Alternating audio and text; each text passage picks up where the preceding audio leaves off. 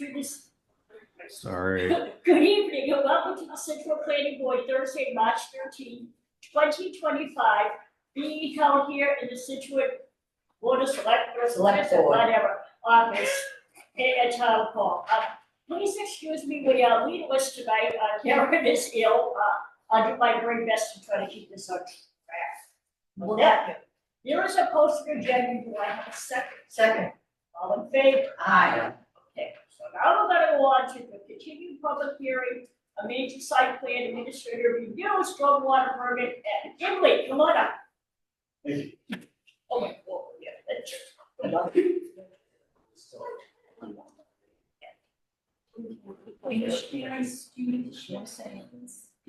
My.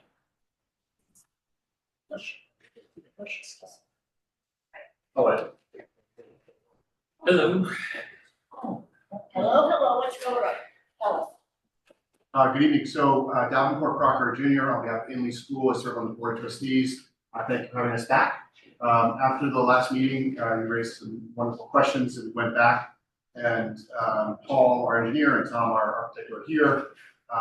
Wrestled through those and worked with the peer review and everything else to get the answers I believe that will satisfy your questions.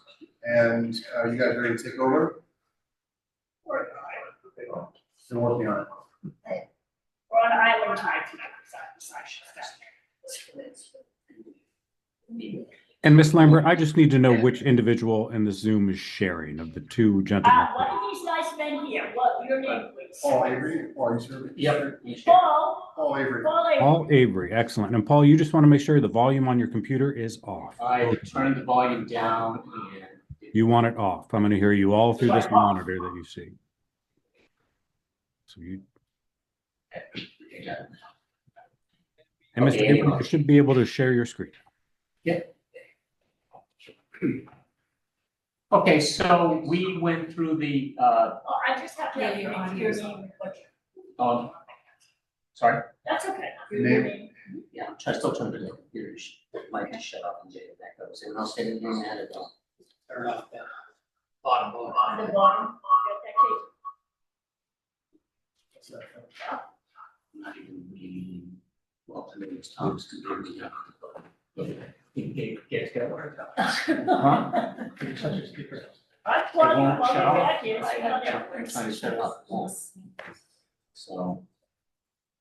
Technical difficulties, hold on. I'm not on Zoom anymore. This nice girl's gonna come and help us. Well, anyway, okay, Well. I'm not even in the meeting. I don't think, I'm not even in the meeting. Well. There's some sort of background. Look at kind of back, here you are. Yeah, turn it all the way down. Okay. Anyway. All help is appreciated, thank you. Thank you. Yep. Oh, here we are. All right, there we go. Okay. So, we went through, a couple rounds of comments, okay, most of it, pertained to the stormwater, which was the tricky part of all of this. And what we have here is the result of it that, has been signed off by the peer review consultant, meets the standards. We basically, to make all of this work with the different requirements in hand, had to go from what was one single system basin over in this area to split it up into two smaller ones. In doing this, we really prioritized the town's requirement for the 4-to-1 maximum slopes up front. One, because it was a requirement, but two, we also felt strongly that that helped kind of work with the land, make it more natural and minimize the impacts to it. So as you can see, the grading really comes right up to the trees and the property line. So, this thing, we just squeezed it in the way we did and managed to do it without steepening the slopes, which we were, pleased with that outcome. I can get into as much of the technical details on this as is necessary, but it's been reviewed, I think, pretty carefully at this point, and I think satisfied with it meets the requirements. There really weren't any further substantive changes. I don't think there are changes to this plan at all since what we presented on the last meeting. We did get some comments from the Board of Health. Most of those pertain to just notes and call outs and adding notes and that type of thing. We did, in the process of doing that, move the septic tank and pump 2 feet further away from the building. Just because we could, the minimum was 10. We were 10, I moved another couple of feet to just give a little bit of leeway on it, but that's it. So we submitted revised plans to the Board of Health on Monday, and I haven't heard anything further back. But again, it was mostly, they were just notes, and we need to note this to call out of that. Can you tell me, I heard you did something to the front walkway for, which I had requested for safety? Well, we put bollards in. You did put bollards. Yes, we did. Thank you very Okay, much. and the bollards go out front, which is a great idea, Mhm. because we got the flush color, so we put those 5 bollards in there. Thank you. Just, where the curb is flush. Appreciate it. The basements that you redesigned basements, so you went from 1 to 2? Yep. And what's the depth? They're not very deep. They're actually not more than about 18 inches deep, because if they get much deeper than that, they won't drain in 72 hours as required, so they can't be very deep. So I see a lot of slope, like graded slope going down. Yep. But that's only 18 inches. Well, no, I mean, I think if you look at this closely, so that the bottom of the crest of the basin is up, 34 and a half, and the existing grade in here is 31, so the depth of the basin is only about 18 inches, but how much it's raised above the existing grade is more like 3 feet. And is the basin designed such that, what's the maximum fill on the basin? Oh, it's not much. I mean, I've got a couple cross 33 and a sections. half, is that what it is? Yeah, so here's a cross section of this basin here, so that you can see that the existing grade is this dashed line in here. So we do a little bit of fill just to flatten the bottom of it, but that's about it. So what happens is we really don't cut at all. We basically build it up and flatten a little bit to account for the cost slope, and then we have to come up with 3 to 1 to create the storage impound. We can't dig it into the ground because the groundwater is too I just shallow. wondered what the maximum. Yep. Fill, sort of level would be in the basin. And it's Is it the top of the mound there? well, how much the depth of the standing water? Yeah. It varies slightly on these things, but so this concrete curb top is 34.25. I think that, I've forgotten, but it might overtop just slightly during the 100-year storm, and I don't think the other one overtops at all in any of these storms. Okay.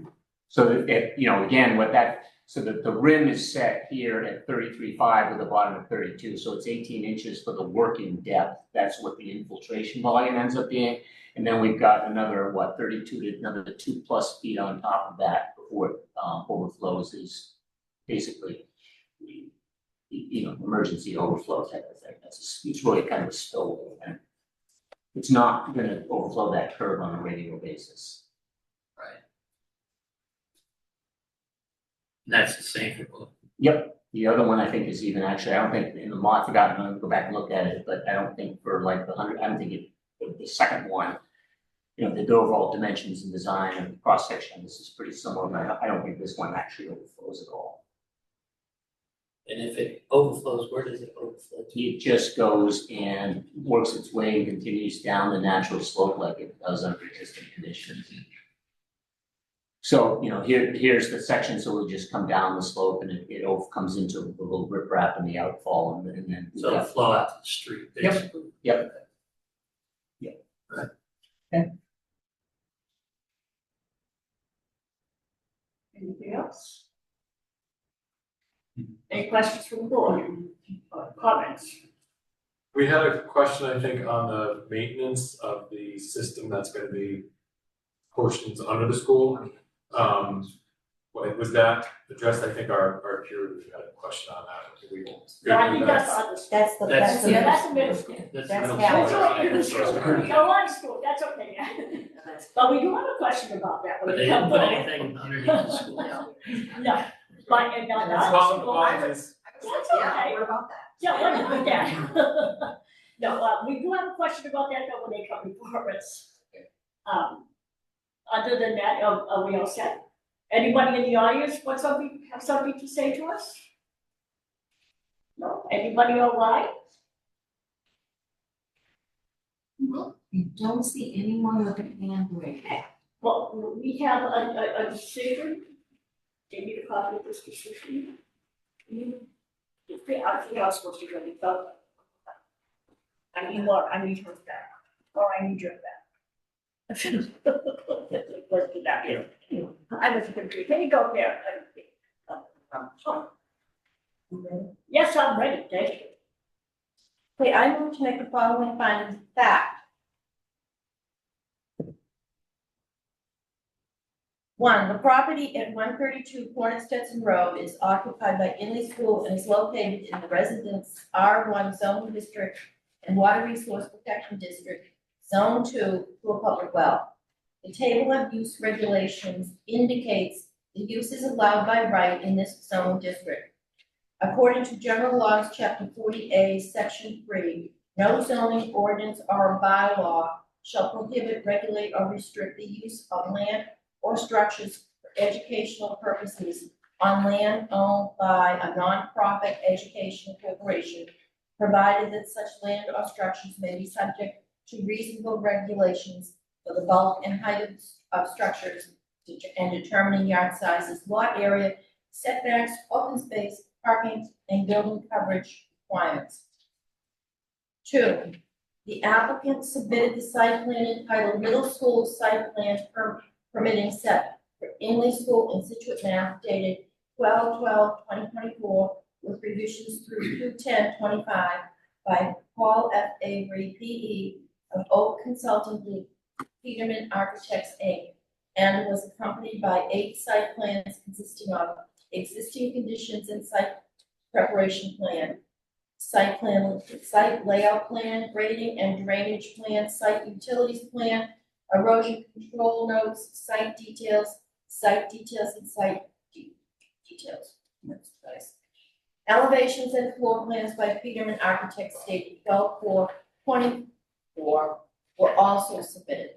The planning board approved the site plan administrative review for the Inley School Art Garden on May 31, 2001, with conditions relating to parking and traffic. All of these conditions remain in effect. The planning board approved the site plan administrative review for classroom addition on June 15th, 2015. All of those conditions remain in effect.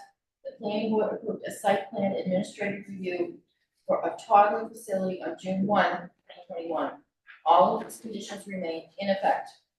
4, according to the application submitted, Inley School is proposing to remove a modular wing structure connected to the north side of the existing middle school and construct a new 4,300 square foot building connected to the south side facing Cornet Stetson.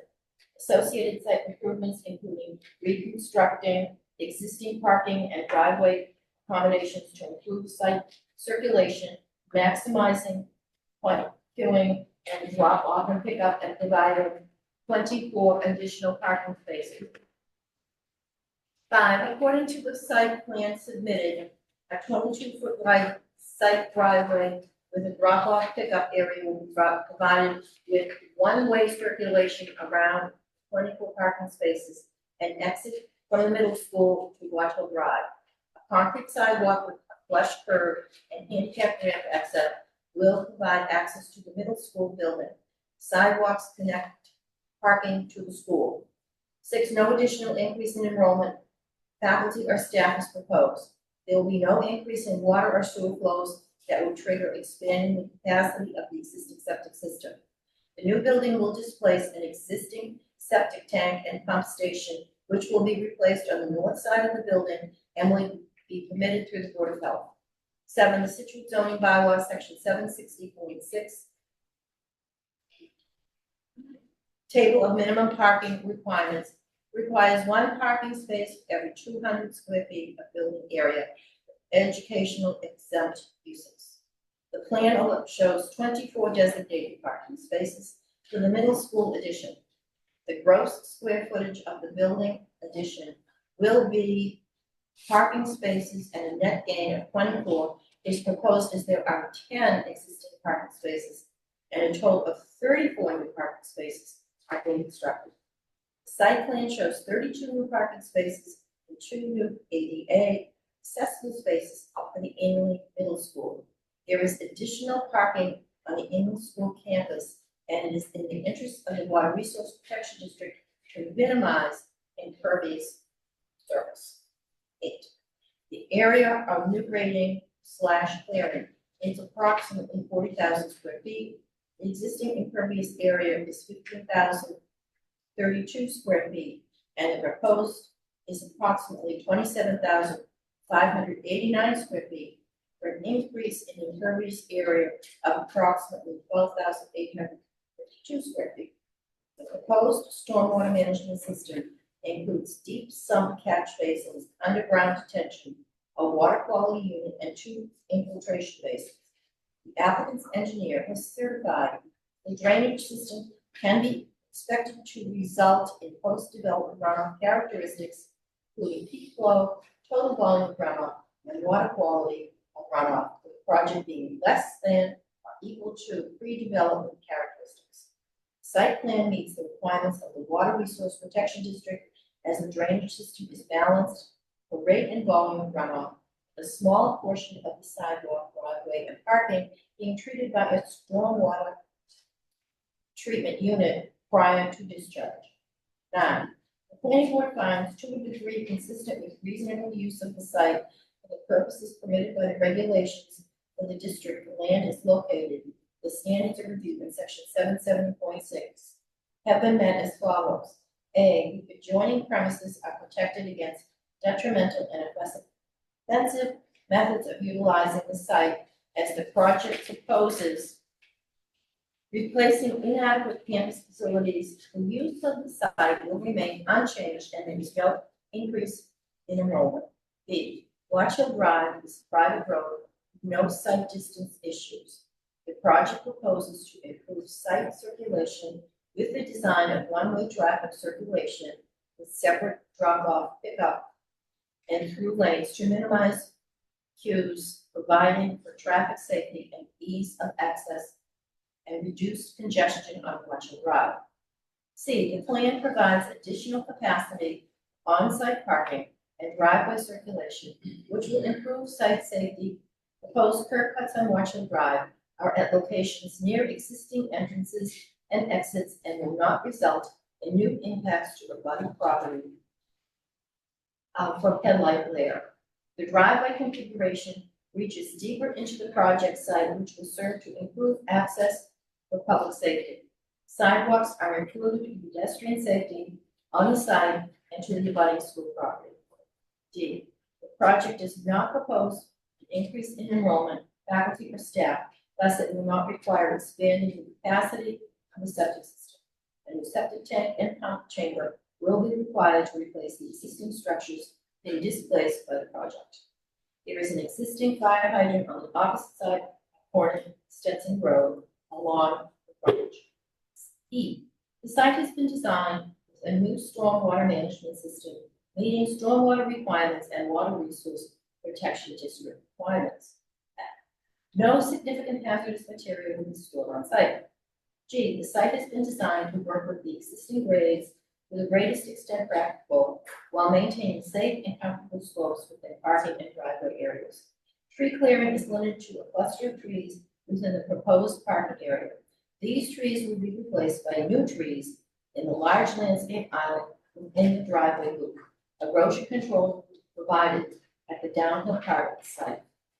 H, the site design includes preservation of existing vegetation on Watch Hill Drive as much as practical, as well as installation of new trees in the parking lot. I, parking area trees are shown as required.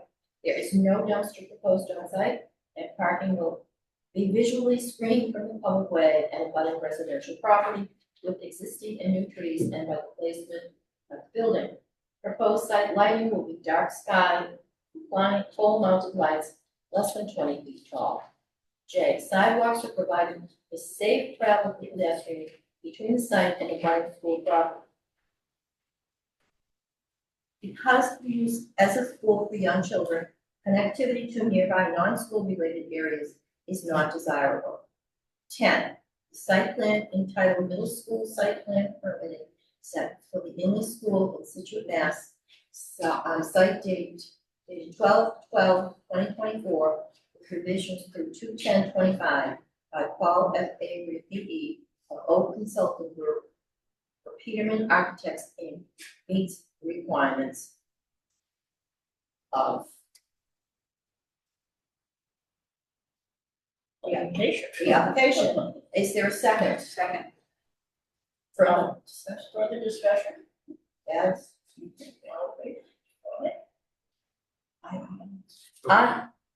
Are we supposed to say, he's retaking vote? All in favor, yeah. We're moving to fine for that. I move to approve the site plan with the following conditions.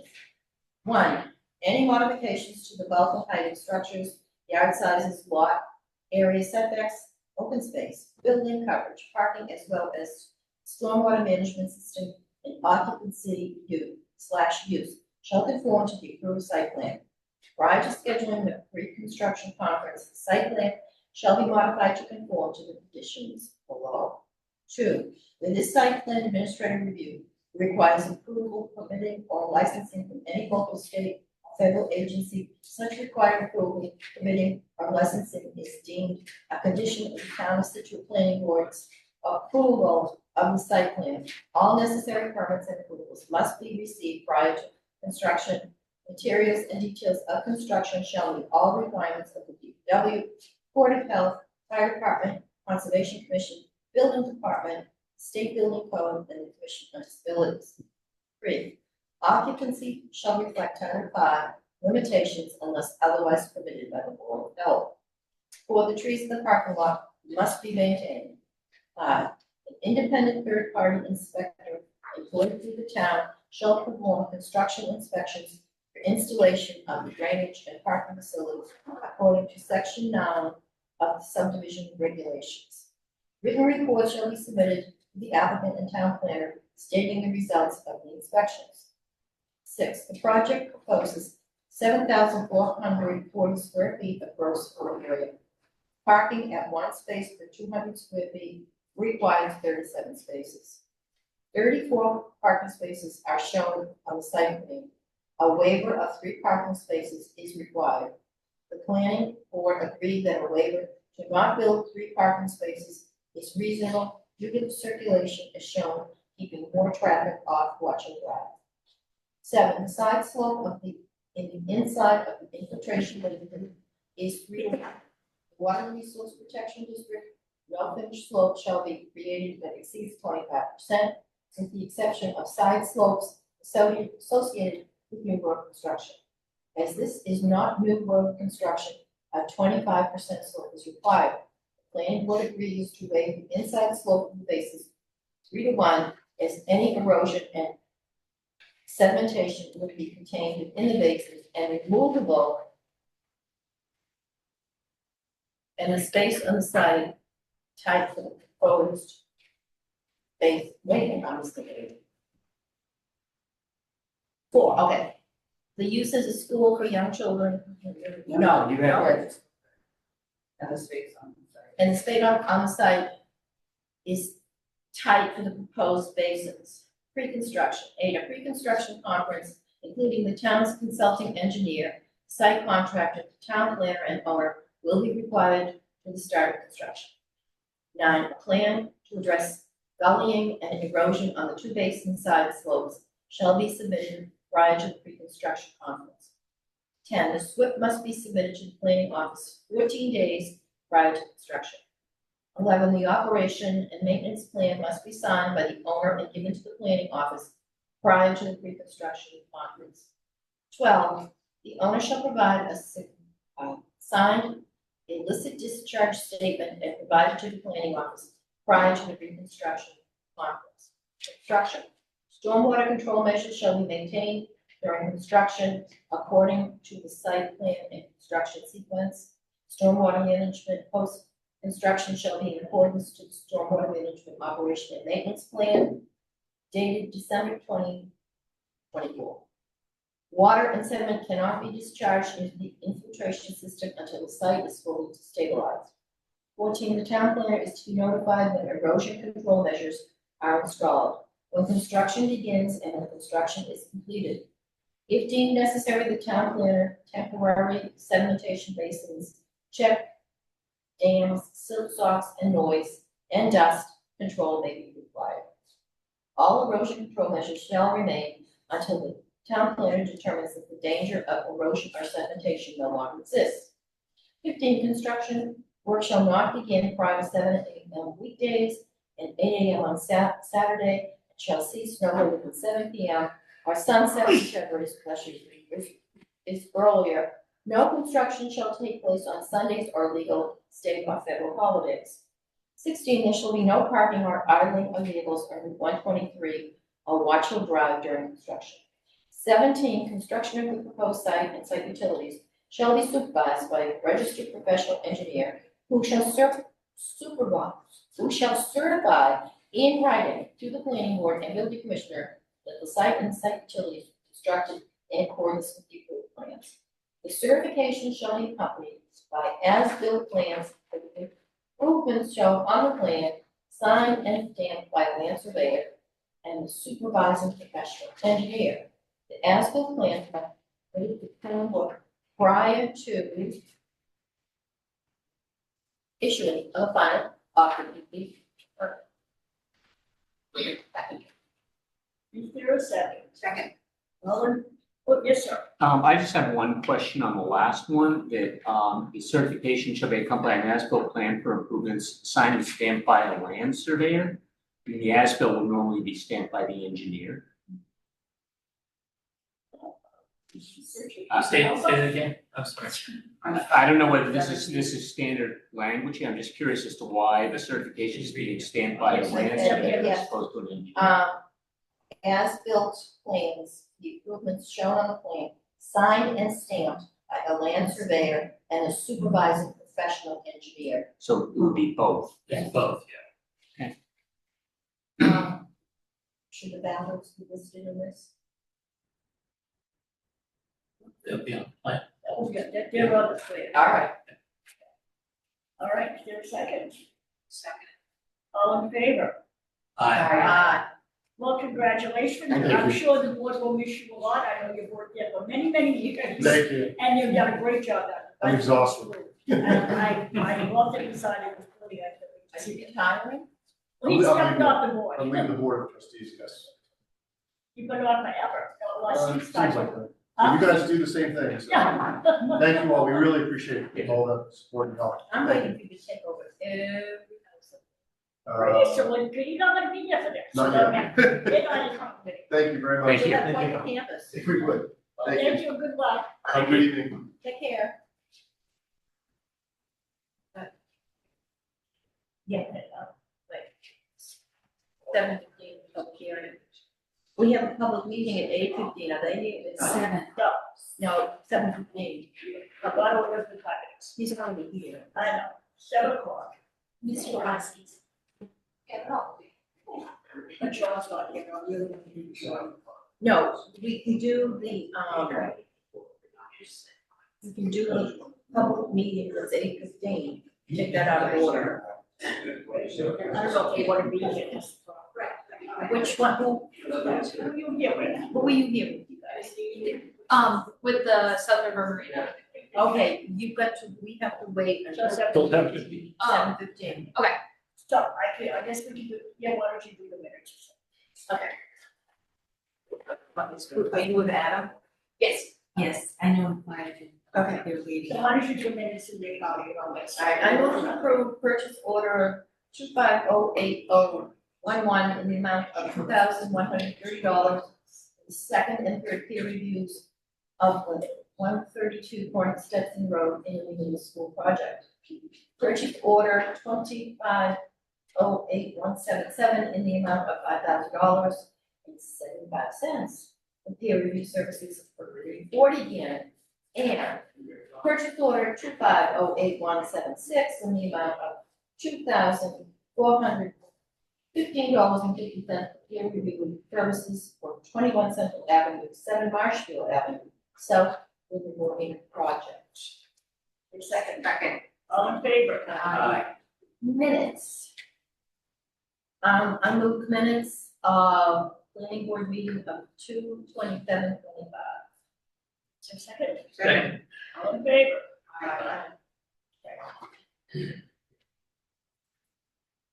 What is that, 15 minutes, What time is it? We 7 have o'clock. 7, we have anything else, the account report? Yeah. I can do what we is on. I can too.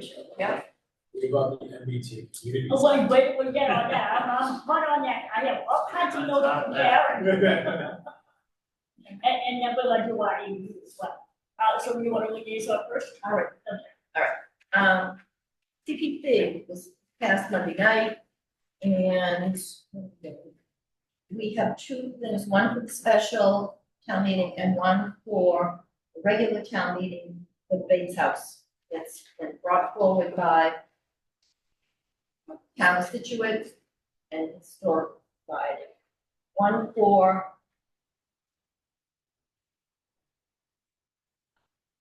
$480,000.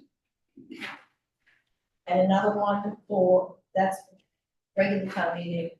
And this one is $69,000. Plans that they're working on, because before the whole thing falls into the ground, it's about ready to go. Okay, so can I ask a Yeah, the base question? house, yes, Good. yeah, Do people live there? And yes, do they pay rent? yes, as far as I know, they do. Okay. I've never been in there, all the years I've lived here, I've never been in there. So let's see, we are rescinding $194,369.01. Stuff that's been completed. Okay. Okay, and we're still dancing around the Sunset Road properties. There's one person that's flying ointment. And so there's a lawsuit that's in the process. And so and then we have this, which is on Black Road, the dish pan. And I thought that it was like, it was illusionary, but Frank Snow says no, and then talked about maybe 40 feet higher. So at any rate, at the town meeting, there's going to be an article, $100,000 for basketball courts, design and engineering.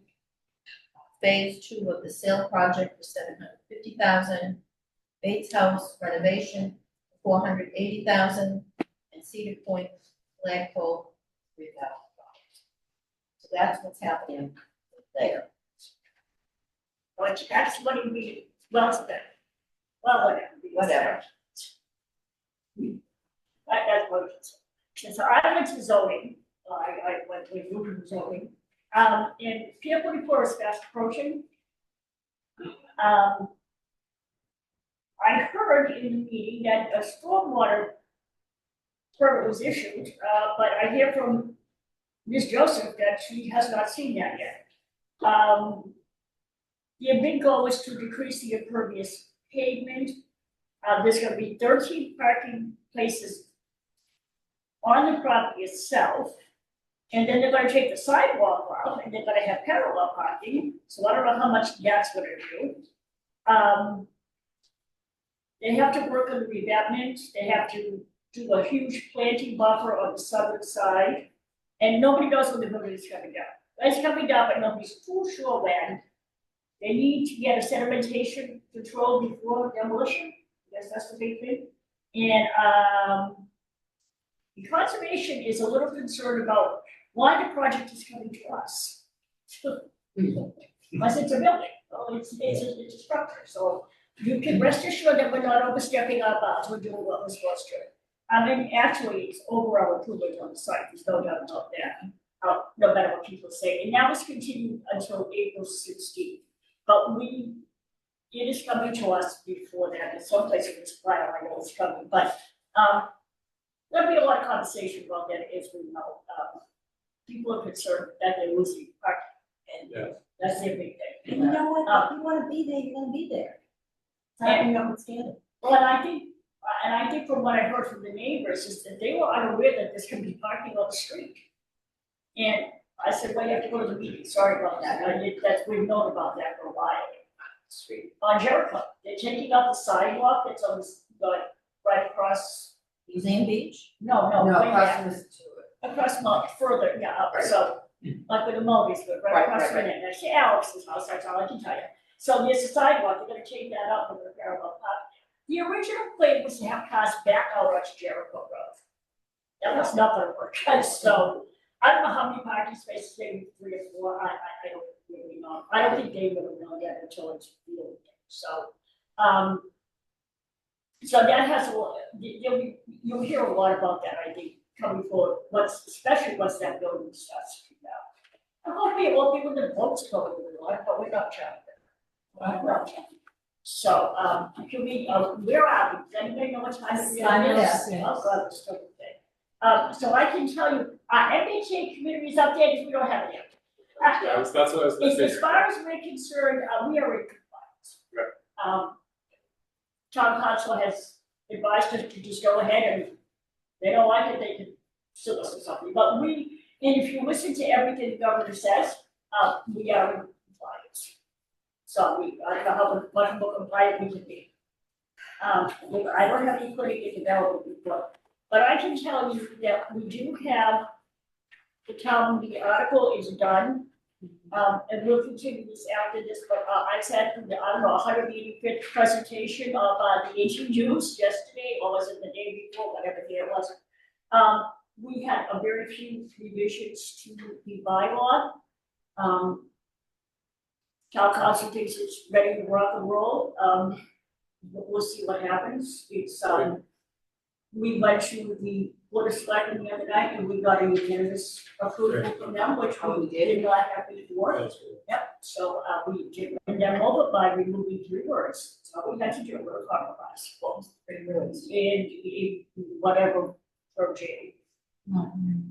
I'm not limiting children, something, a very small phrase that he didn't want in there. So that was our compromise. So we got, and advisory is gonna vote on that tonight and hopefully that will go through without anything. Rebecca and I are doing the presentation at town meeting. We'll have to decide who does what, who does the heavy lifting.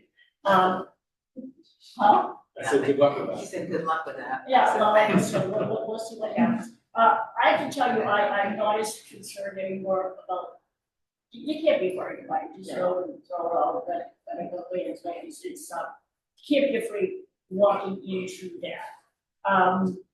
We did speak to Ethan, who was one of our town councils today.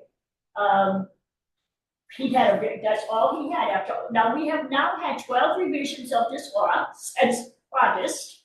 I could probably recite it in my sleep. He had 3 things to talk about. What he told us to take out and put it back in, so as far as I'm concerned, we're done with it.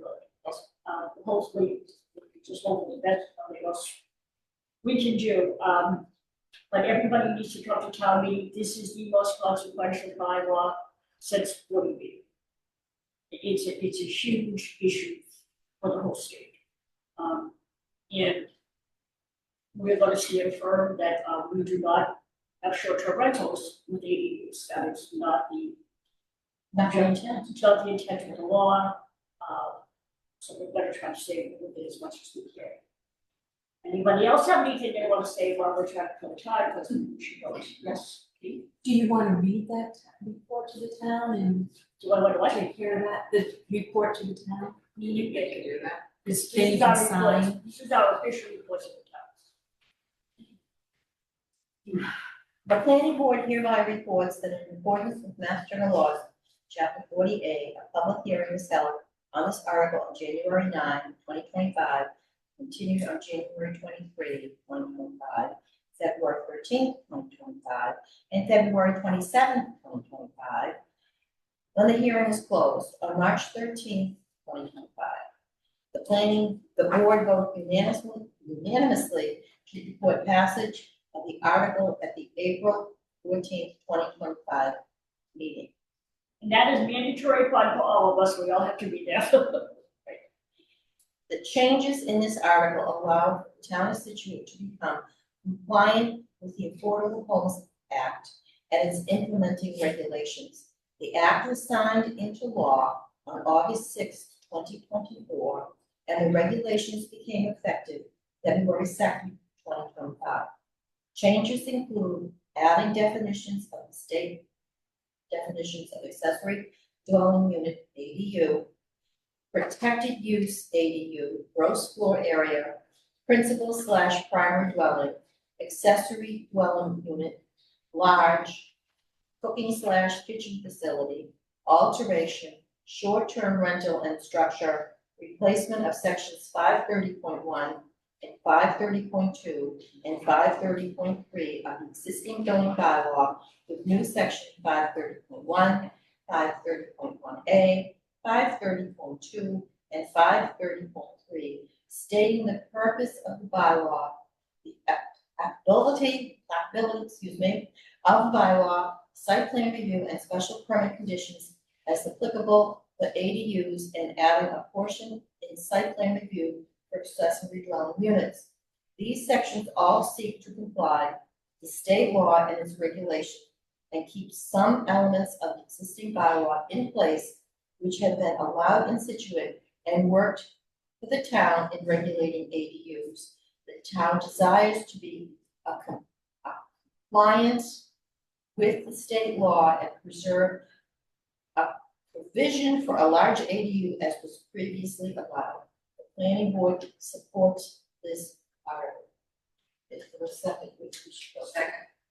Couple edits, and I don't think it needs to be A compliant, just means compliant. Okay, And straight let's strike that. You can strike the apostrophe in the ADUs. This will have to be retyped. Yeah. For your sign. But we have to sign. No, we'll sign the cleaned up copy. Right, we can prove it as amended, but Yeah. then we need to. Yeah, yeah, we have to do a copy.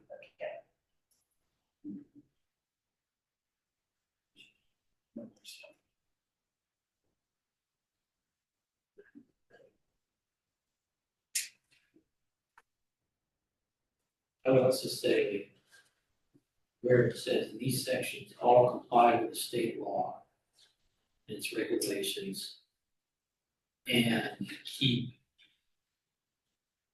I don't think some is the right word, keep additional elements of the existing bylaw in place, which have been allowed in Scituate.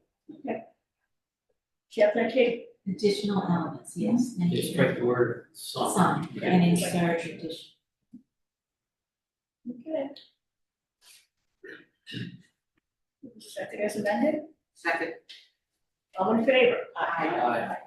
Okay. Guess what? And we're right on time. On time.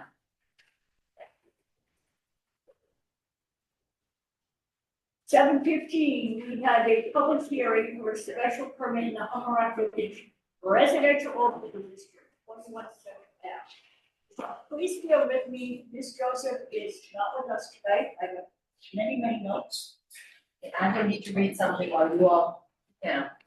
In accordance with Mass General Laws, Chapter 40A, Section 9 and 11, and Scituate zoning bylaw, Section 570, Hummerock Village Residential Overlay District, Section 750, design review, Section 770, site plan review, and 940 referrals, and stormwater bylaw, Section 32050 of the general bylaws and its regulations. The planning board will conduct a public hearing on Thursday, March 13th, 2025 at 7:15 p.m. in the select board's hearing room, Scituate Town Hall, 600 Chief Cushing Highway, Scituate. The subject of the hearing is an application submitted by owners, applicant Selfridge Levina Realty LLC and Union Street Realty Trust LLC for stormwater permit, site plan review, and special permit under the Humble Rock Village Residential Overlay District, combination of the 21 Central Ave lot and 7 Marshall Ave lot to maintain the existing marina, maintain but reduce the size of the existing boatyard / repair use, and construct 10 new residential townhouses with associated parking, site utilities, and site amenities on the property. The project site is located in the business district, Hammer Rock Village Residential Overlay District, and floodplain and watershed protection district. Property is shown on accessories maps as parcel 72-19-5-0 and 72-19-3-B. Plans are available for review, et cetera, et cetera, et cetera. Good evening. May I proceed, Chair Lambert? Yes, but I do have something that I was supposed to read to you. Yes. This was already advertised twice, which would defect in publication of the first time. So Karen did obtain a continuance of the time period to open the public hearing. I suggest the chair point this out prior to letting the applicant speak. Go ahead, okay? That's my first note. Thank you, Chair Lambert. Good evening, everyone. You may remember my name is Adam Brodsky. I'm a local land use and environmental lawyer, and I represent the applicant South River Marina Realty LLC. To my right, your left is Scott Herzog, one of the managers of the LLC, and Ken Duval is the other manager. He's appearing on Zoom. And South River owns 21 Central Avenue. I also represent Union Street Realty Trust LLC, which owns 7 Marshfield Avenue, and both Ken and Scott are managers of that LLC. This is Tom Krzyzewski, our registered professional engineer with Merrill. Paul Beaulieu, our registered architect, together with Courtney Brzezinski from Main Street Architects. And we do have online Sean Papich, a landscape architect with Sean Papich, landscape architect. Our objective this evening is to provide an overview of the project. This project has already been submitted to John Chesia for peer review, and he has provided us with comments. We have not yet had the opportunity to prepare responses to those comments, and so those will be forthcoming. As such, we're not prepared to present those to you this evening, and we'll be requesting that the hearing be continued so we can present that information to you. With your permission, I'm going to give you a brief introduction, then have Tom present the site plan and Paul present the architectural plans. Okay, so can I just stop the record just for a second, because I do have all these accounts on it. So I said, according to the bylaw, you should have your chapter 91 permit first prior to applying for this special permit. We respectfully disagree. None of the land side improvements are located within Chapter 91 jurisdiction. We do not require Chapter 91 license. We do have some waterside improvements to the bulkhead and the relocation of the boat ramp. We've included those in our site plan in order to be comprehensive. Those already have existing Chapter 91 licenses. We'll be amending those, but we don't need a new Chapter 91 license for the condominium units or the new marina building. So that provision doesn't apply to us.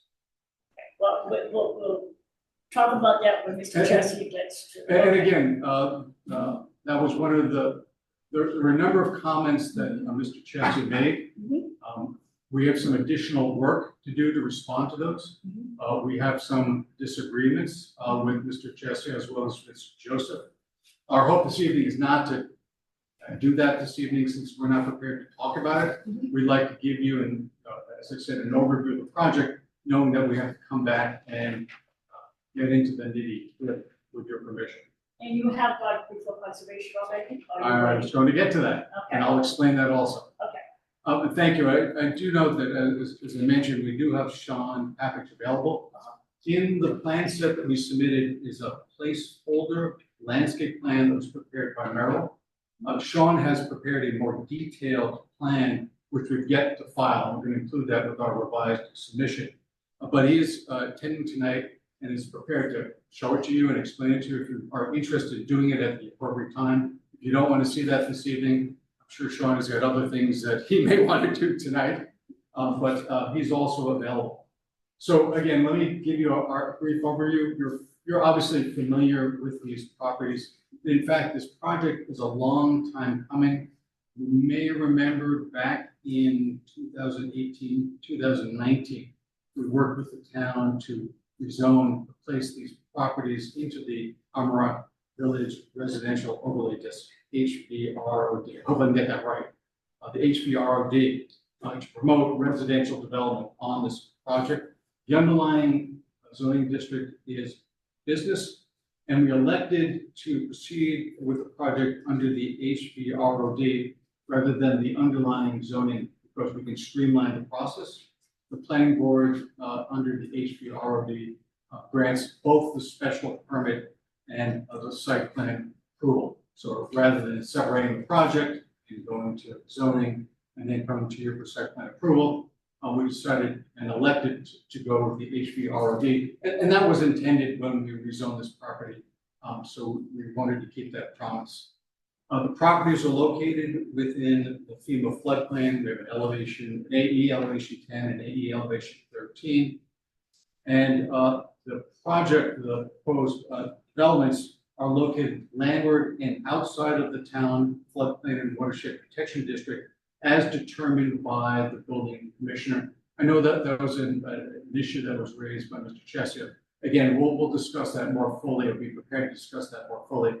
But just so you know, before we even filed our application, we had extensive meetings with town officials, including the building commissioner, and requested a formal written determination regarding that, which we do have. As you're likely aware, at 21 Central, we have the South River Boatyard, as well as the marina. That's a recreational marina with 90 slips. The marina use is conforming within the zoning districts. You also know that at 21 Central, there's a existing large metal boatyard and repair building. That was built in 1973. That's that unsightly metal building. The boatyard use is a pre-existing non-conforming use. That building is also non-conforming with respect to the flood-resistant construction requirements under the Massachusetts Building Code. At 7 Marshfield Avenue, you'll be familiar with the Lobster Pound building, another large metal building that was constructed in 1983. That's also non-compliant with respect to the flood-resistant construction requirements. So we're proposing to raise the existing boat repair building and replacing it with a small modern building that will include some of the facilities for the marina. That will comply with the current Massachusetts Building Code. Again, as I mentioned, we're going to continue that existing non-conforming use. We think that there's value to have a water-dependent marine use on the property, and we're also proposing to continue to operate the marina. We're proposing to raise the Lobster Pound building, and as Tom will explain and Paul will explain, we're proposing to construct 10 new residential units on the property. The residential units will be a mix of 2 and 3 bedrooms, and also designed to comply with, obviously, the current Massachusetts Building Code. We're proposing a new on-site septic system, municipal water, electric, on-site parking, as well as a new stormwater management system that will comply with the current Massachusetts stormwater standards, the wetland regulations, as well as your Scituate stormwater bylaw. We also are proposing a new public access walkway along the shoreline associated with the waterside improvements. As you mentioned, Chair Lambert, we have filed a notice of intent with the Conservation Commission and presented to them. Because of the location of this project in certain wetland resource areas, it triggers the filing of an environmental notification form with MEPA, the Massachusetts Environmental Policy Act. And so we're in the process of preparing that ENF. The Conservation Commission requested that we continue that hearing until we go through the MEPA process. So with that somewhat brief overview, let me turn this over to Tom and provide you more details. Okay, can I say something just so that, not that I don't want to hear your project. What I read from our peer review, what Ms. Joseph has told me, it's the plan itself is a little hard to read. We know that the NEPA process is a long continuance, we know that that takes a while, It's not that long. all right? There's actually a very defined statutory period. I don't think we've got the timetable to present to you this evening, but you submit, there are 2 deadline periods that you submit to get into the environmental monitor. There's a regulatory period for public comment, and then NEPA is actually supposed to issue or the secretary is supposed to issue a certificate in fairly short order. So it's not that lengthy, but it is going to take a little bit of time.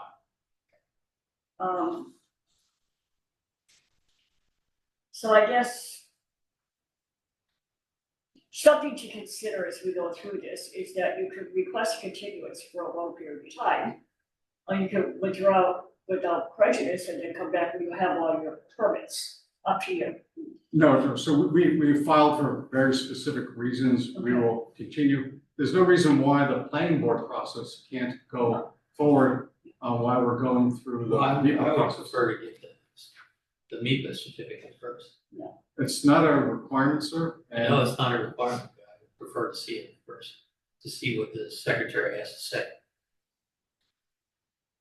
Again, At least the scoping document with the filing of the ENF. we will do our best to accommodate the planning board's concerns and schedule. But we'd like to consider continuing with this process until such time as perhaps it doesn't make sense if you want to wait for the certificate before you entertain a decision. When you say it takes a while to get the certificate, that's kind of like I a can't, month, 2 months, like you it's must just a have a lot couple of. months, it's 60 days, it depends on when you file and get in the environment. So you have filed, Excuse me? you have filed? No, we're in the process of. You're in the preparing process of. the, And when is the next date of submission? It's twice a month, I don't know. Twice a month. Twice a month. March 31st is the next day, the next day's April 15th timelines. Generally 2 to 3 months. It depends on how you get the dates for publications. And one thing that they don't put in the regulations is there will be a scoping session. That gives you a little flow there. There'll be they do virtually, it's a site visit, which is done virtually. Correct. So 2 to 3 months. Once it's filed. Chair Lambert, can we proceed? Sure. Thank you. Okay, I will try to avoid things that Adam's already presented, to be brief. The existing marina building is 8,515 square feet. Overall lot itself is 75,465 square feet. The Superior Lobster and Seafood building is 6,552 square feet. And it also has large commercial refrigeration trailers, about 1,200 square feet. He's talked about the septic systems, he's talked about the utilities, we know where it fronts. The site is almost completely paved. There's probably less than 3% of open space there. There's approximately 60 designated parking spaces. I can tell you from testimony from the owners and have gone to this site many times, that they've never had more than 40 cars during peak season for this marina. We already know it's going to demolish the whole site. The Marine Services building is going to be substantially smaller. It's going to be 3,600 square feet. Out of that, there's 3,200 square feet that will be dedicated to Marine Services. The remaining area will be for member services. The 10 residential condos will be properly elevated on pile construction to comply with current FEMA requirements and construction high-hazard coastal areas. We're presently showing about 116 spaces here. We have received the consultant's report, reviewed it on how we feel about parking and a variety of other issues. The stormwater system, we've got a variety of things that we're doing here. It's going to be roof recharge, it's going to be segregated and put into an infiltration system. We also have a variety of a treatment system for the parking lot system, which will consist of hydrodynamic separators, bioretention devices, we have swales, and we have an infiltration system to recharge it. You will find that we do comply with the requirements for those areas that aren't infiltrated. The EPA has 65% minimum. The new open space is going to be over 30%. The coverages should comply, and all utilities will be underground. And I do want to note that we are ensuring that we're controlling all of our runoff, and there's actually quite a bit of runoff that presently goes on some of the abutters. We are controlling that watershed, so there's less watershed. And with less pavement, the overall site's going to have a reduced discharge rate. And I think you'll see a dramatic improvement on the quality of stormwater. The other thing that I want to comment about is we do know in the regulations that it's not encouraged to pave this area. However, we have a unique situation here where we have a functionally independent use arena. That whole site is managed under the EPA under a construction general permit for monitoring stormwater discharges from it. It's a land use with potential high pollutant. So the best way to control, that's what all marinas are. So the best way to control that is to put it in pavements, make sure that we have appropriate treatment trains for it, and to treat it and make the water cleaner. That's what our goal is. I'm the Marine Services Director, so this is what I do for a living. So I do know how to make these sites better when we're all said and done, so things are better for the environment.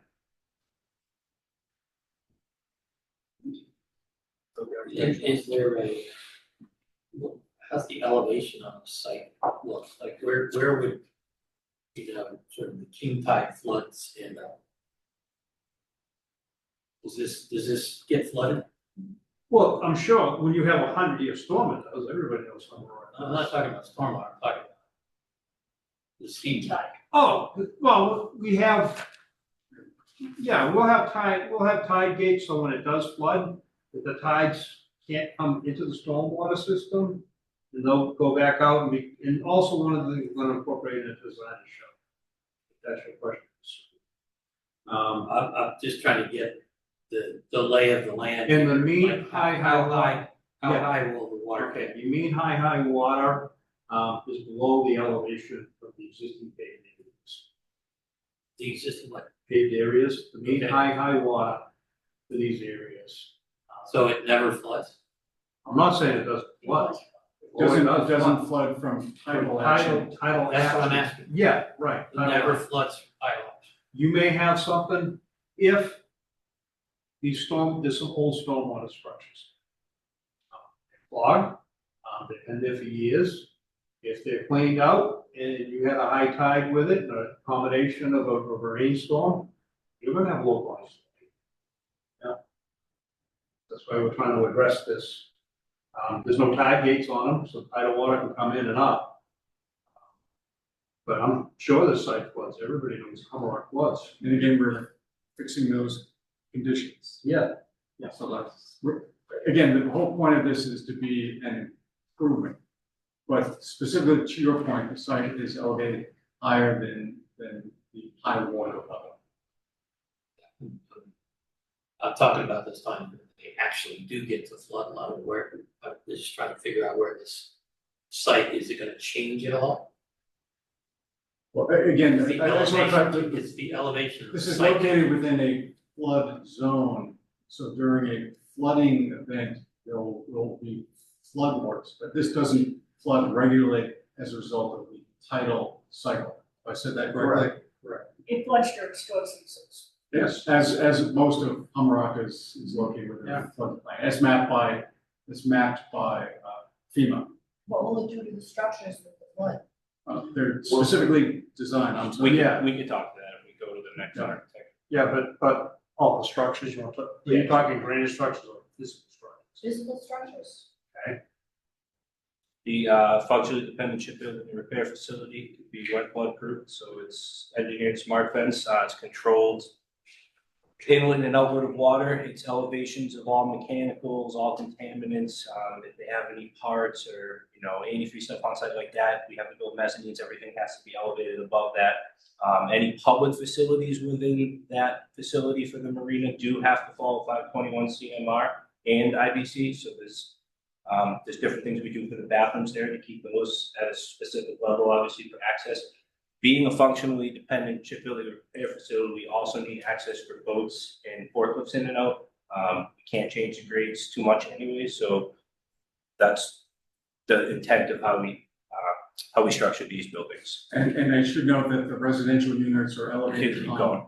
pilings. I'm gonna go to that, sorry. So can we, perhaps it would be helpful to explain this to go through Yeah, I'll the architecture? I'll just go through. So I started off with obviously we followed the HVROD and the design review as best as we could with the owner's needs for this redevelopment, we think. It's a shipbuilding and repair facility. We did shrink it down to the minimum size that we thought was a functionally dependent use and that could actually be operational. Given that, we are looking to wet floodproof it. Like I talked about, the public amenities will follow 521 CMR and IBC is required. Just want to go back, I just want to stop you because I want to make sure I understood. So you're changing the marine dependent use to the minimum potential size. We're reducing the size of the current marine use. Right. To the smallest footprint that's And practical what is for that? this type of use. What's that smallest footprint? That's the 3,600 square feet. 3,600 from, From 36 with the 400 of it. It's from 8,500. from 85. Yeah. So it's the smallest you can practically work on boats with that size marina in and out of it. Again, there's things we have to follow here that's set out by ASC 4-14, the new one coming out of elevating all of our MEPs and pollutants and stuff like that. We'll have trench drain, oil water separate, all of that stuff will be incorporated in this building. Moving on, by reducing that, obviously we talked about the ability to bring residential to the property with the HVROD. Given that, following that, and what we thought was owner and market, presence and needs, we developed townhouse structures. There's 3 different buildings. There's one townhouse building containing 3 2-bedroom units separated vertically between each unit, fire separation. There's one townhouse building containing 3 3-bedroom units separated vertically between them, fire separation. And the last townhouse building is 4 3-bedroom units separated vertically with fire separation. Has this already been to design review? No, we understand that. We understand this comment from Jesse and this design review that we'll be going to. All 3 structures, like we talked about before, will be raised on piles with pile cap, so they will be elevated out of. I'm so sorry, can you just say what the last building was? The- So you had one with 2 bedrooms? I have one building that has 3 2-bedroom units. I have one building that has 3 3-bedroom units, and then I have one building that has 4 3-bedroom units.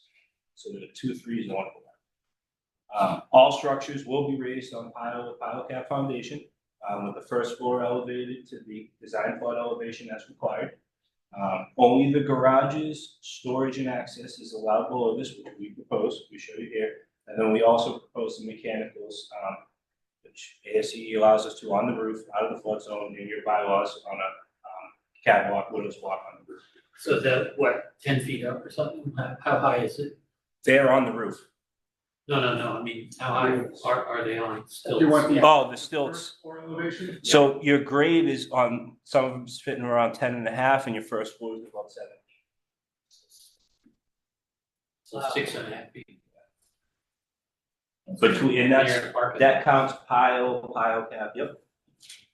And moves your cars and floods. It's the only thing you're allowed to do per state code and ASC within that zone. Having said that, we have talked about roof front access and all that. So we worked into the best of what we thought for the requirements that we could work with the designs and the HVROD. And overall, working within this, we felt that the blend with the surrounding neighborhood that we present is a overall expansion, intended use, and redevelopment that we think is beneficial to the neighborhood when we go and clean up some of the things like Tom said. And how does the town infrastructure get into these facilities?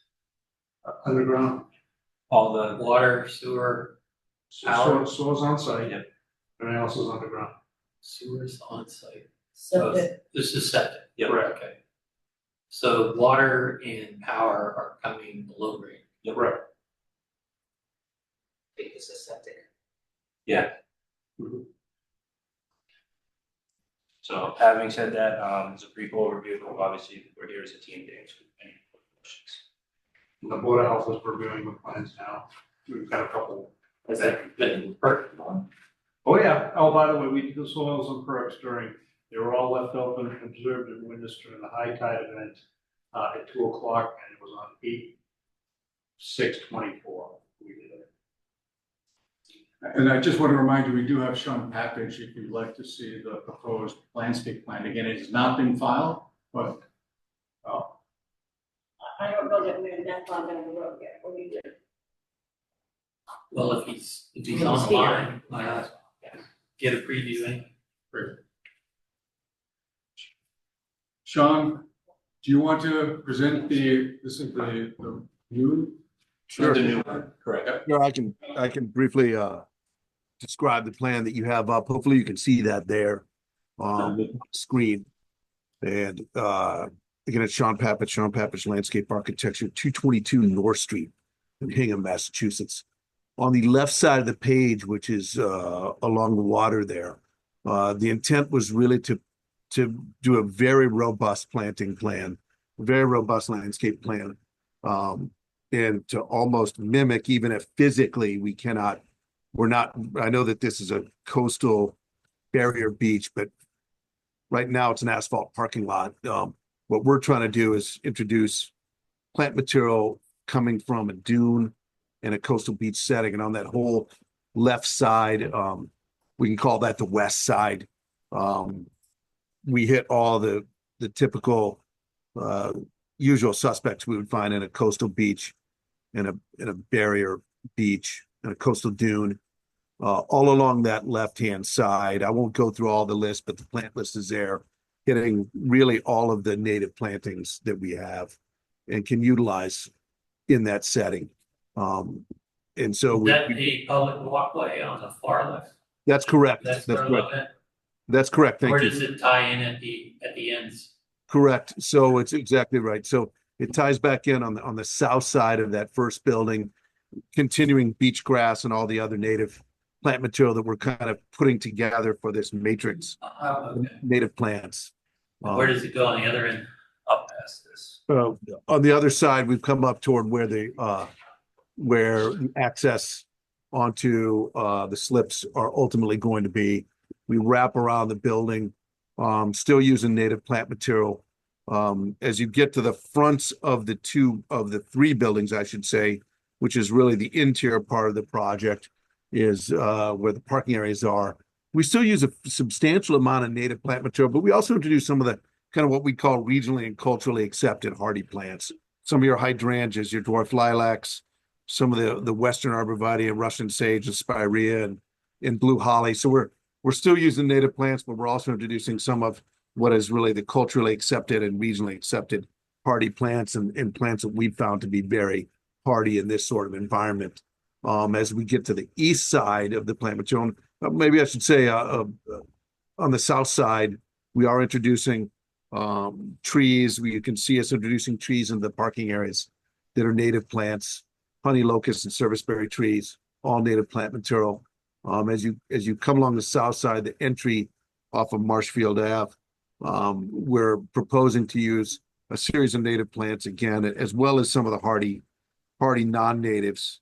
As you come around to the east side, we're focused on screening with some native juniper, which we're using substantially throughout the project, as well as some of our hardy Western arborvitae that we're trying to get some evergreen coverage along that side. We continue some of that similar hardy plant material as you come along Central Avenue or Central Street and continue more of the street tree approach also with our honey locust that we were using elsewhere. Again, as we wrap around other parking areas on the north side, we go back to using a substantial amount of juniper, which is cedar, eastern red cedar, are native cedar trees. Between that and the adjacent neighbor we've got. So as a quick overview, using extremely hardy plants, a substantial amount of natives, but also mixing in those culturally accepted and regionally accepted hardy plants that are non-native. Any lawn areas that are proposed are done with a seed mix that is a series of fescues, almost considered a no-mow mix. Something we're starting to utilize more often. Still looking into research for any of the latest drought tolerant grasses that we can use for any of those areas. So any of the areas that we're referring to as lawn are really done in more of this extremely drought tolerant, almost kind of bordering on the no-mow mix. So hopefully that helps for kind of a fairly rapid overview of what you see in front of you.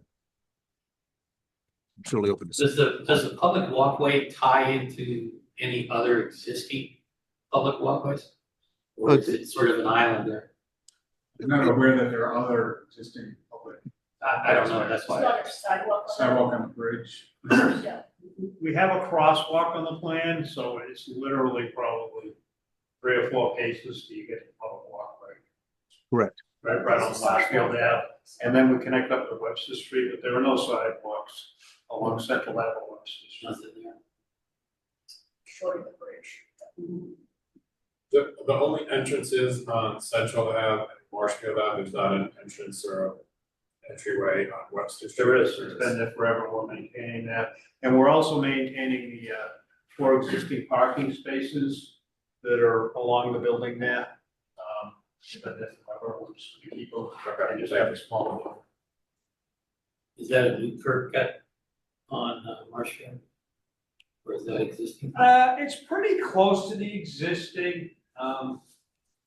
We tried to marry it up as close as we possibly can. Obviously, we have old curb cuts there, so we want to make them better and, you know, make sure we have the right radii and everything else in there.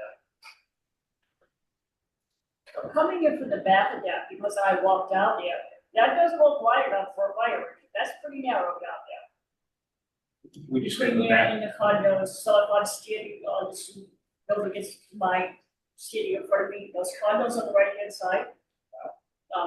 That's how I went into that property, I had parked on the street and walked in. That's pretty narrow, and pretty rugged. So all I see, I like what I see, so, it was kind of a dangerous walk in. Where are you referring to on site? I'm not understanding. Are you talking about the neighboring project? You know, Yes. Their Well, project? it's the back of yours, so I walked down, I don't know what street that is. Webster? You walk down there and I came in, your building is on the left and the condos are on the right. Oh, gotcha, yeah, okay. Yeah, that's pretty narrow, so if that's an access for a fire truck, that's not. I mean, Has this I been to truck, the fire department? Well, we're in the process of preparing a fire truck turning plan and we will submit that to the. That's to the Fire department. yeah, because that's, I mean, I was walking in a truck would be able to get by me, so, Just so you understand, there are other entrances Yeah, I know. other than that one entrance on when the fire Webster. engine comes, they can come everywhere, you know, so they might have access everywhere. Good point. We did meet in person with the fire department. Okay. We'll wait to hear back. Fire Yeah, department. that's right.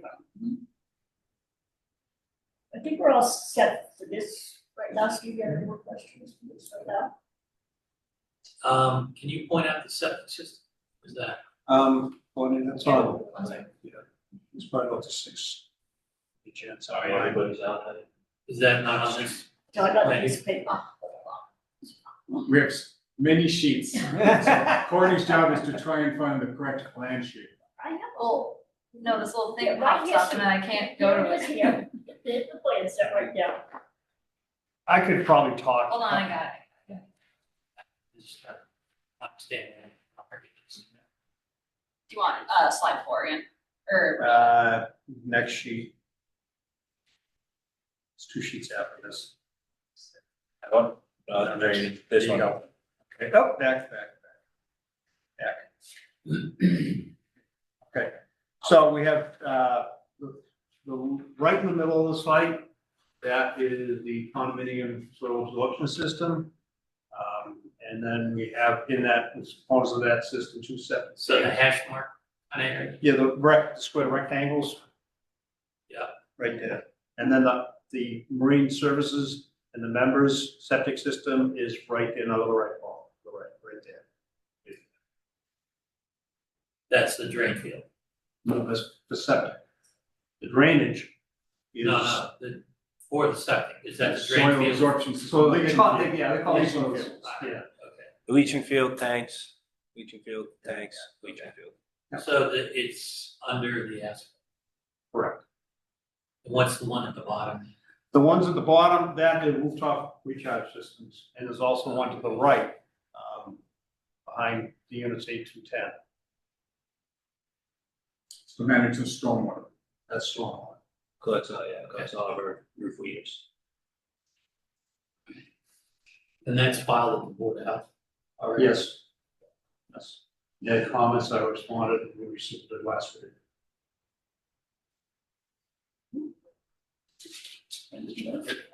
What are the red lines along the waterfront area? The red line is mean high water, and then the dashed brown line is the division line from the FEMA map, which is the zone A10 with South River and zone 13, A13, which is. Is that the diagonal line? Okay. Yes. Yeah, okay. So to the left of that is the AE zone? They're both. There is a. They're just Oh, different no. numbers, Yeah, 10, that's a 13. 10, that's a 13, and we designed everything for 13 for the elevations. We're at two different elevations, but we've designed for the most conservative requirements.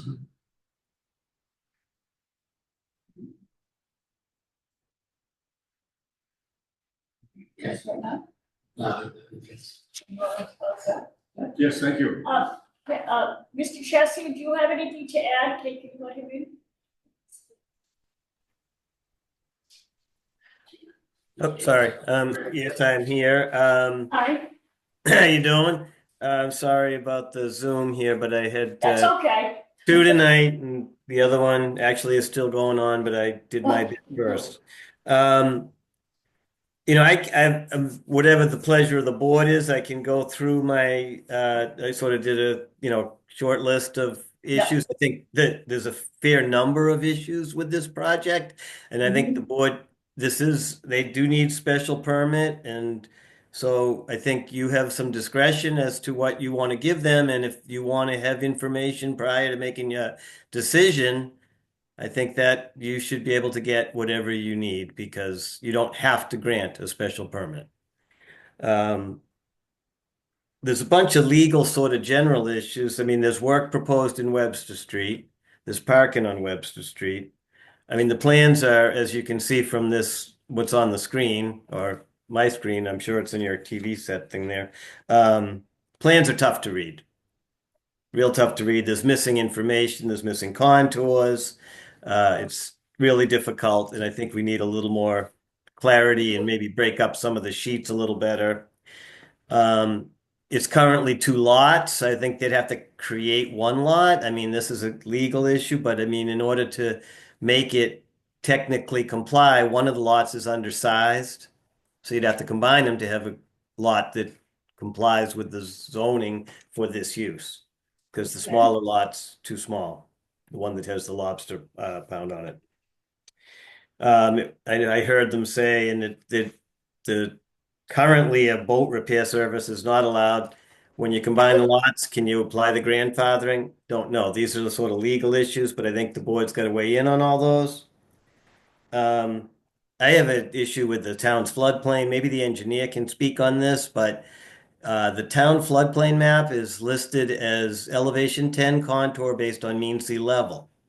And mean sea level is about 0.31 feet, different from NAVD. So it looks as though they might have used mean low water as the datum because the town of Scituate did use that for some things, but not for the flood zone map. Maybe you should ask for a certification from the engineer as to what that is because I think that somebody made an error and maybe they took it to the building inspector not knowing exactly what was correct, but I'm afraid if you leave something like that open and someone appeals it, there could be a lot of problem and it's better to get it right now. If they need a special permit, they need a special permit. If they need a variance, they need a variance. let's get it. So just to clarify, we have a written determination from the building commissioner who's responsible for making this determination. It was based on the latest and best information. I'd like to hear what Tom has to say on that. What We're is? not gonna argue about this tonight. Okay. It's not an issue, it's. I guess I think We'll have it to might discuss be. this at the appropriate time. Well, I think If there it's are any worth, questions- okay, I'm not gonna argue, I'm just going through my comments, and I think that's a significant one that I think may have been an error in what was presented to the building inspector.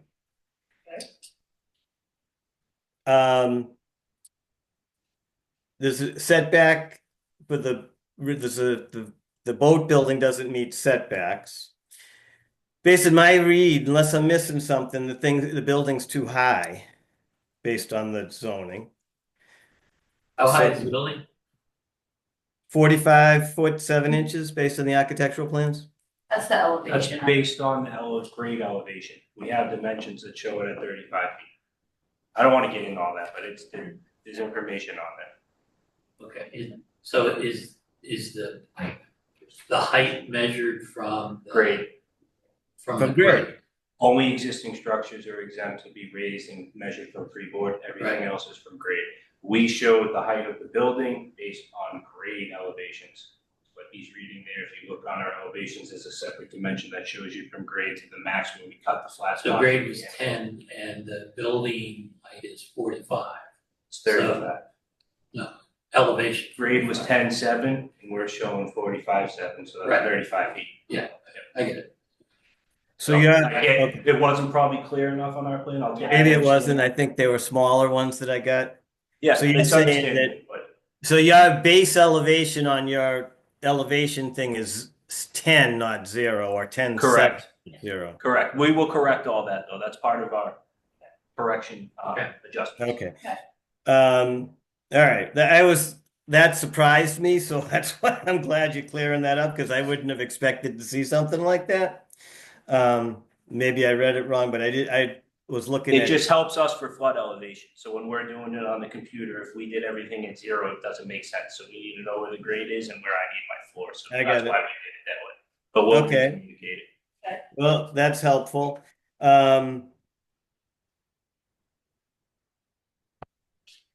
You had the discussion on the chapter 91 and the MIPA. I would just say that I recommend the board get the MIPA information first. The last one I worked on that had a situation like this, MIPA came in, they had to go back, they had to change it.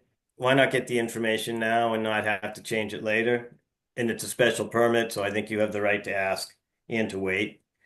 Parking, based on my calculations, there's insufficient parking. Parking calculations are based on 2-bedroom units, and as they said, they're 3 and 4-bedroom units, so the stuff doesn't match up. Boat service building wasn't included. There's a bunch of issues on that. There's tandem parking, stacked parking, valet parking, all those need special permits. You look at the parking, it's going to be a complex thing based on zoning.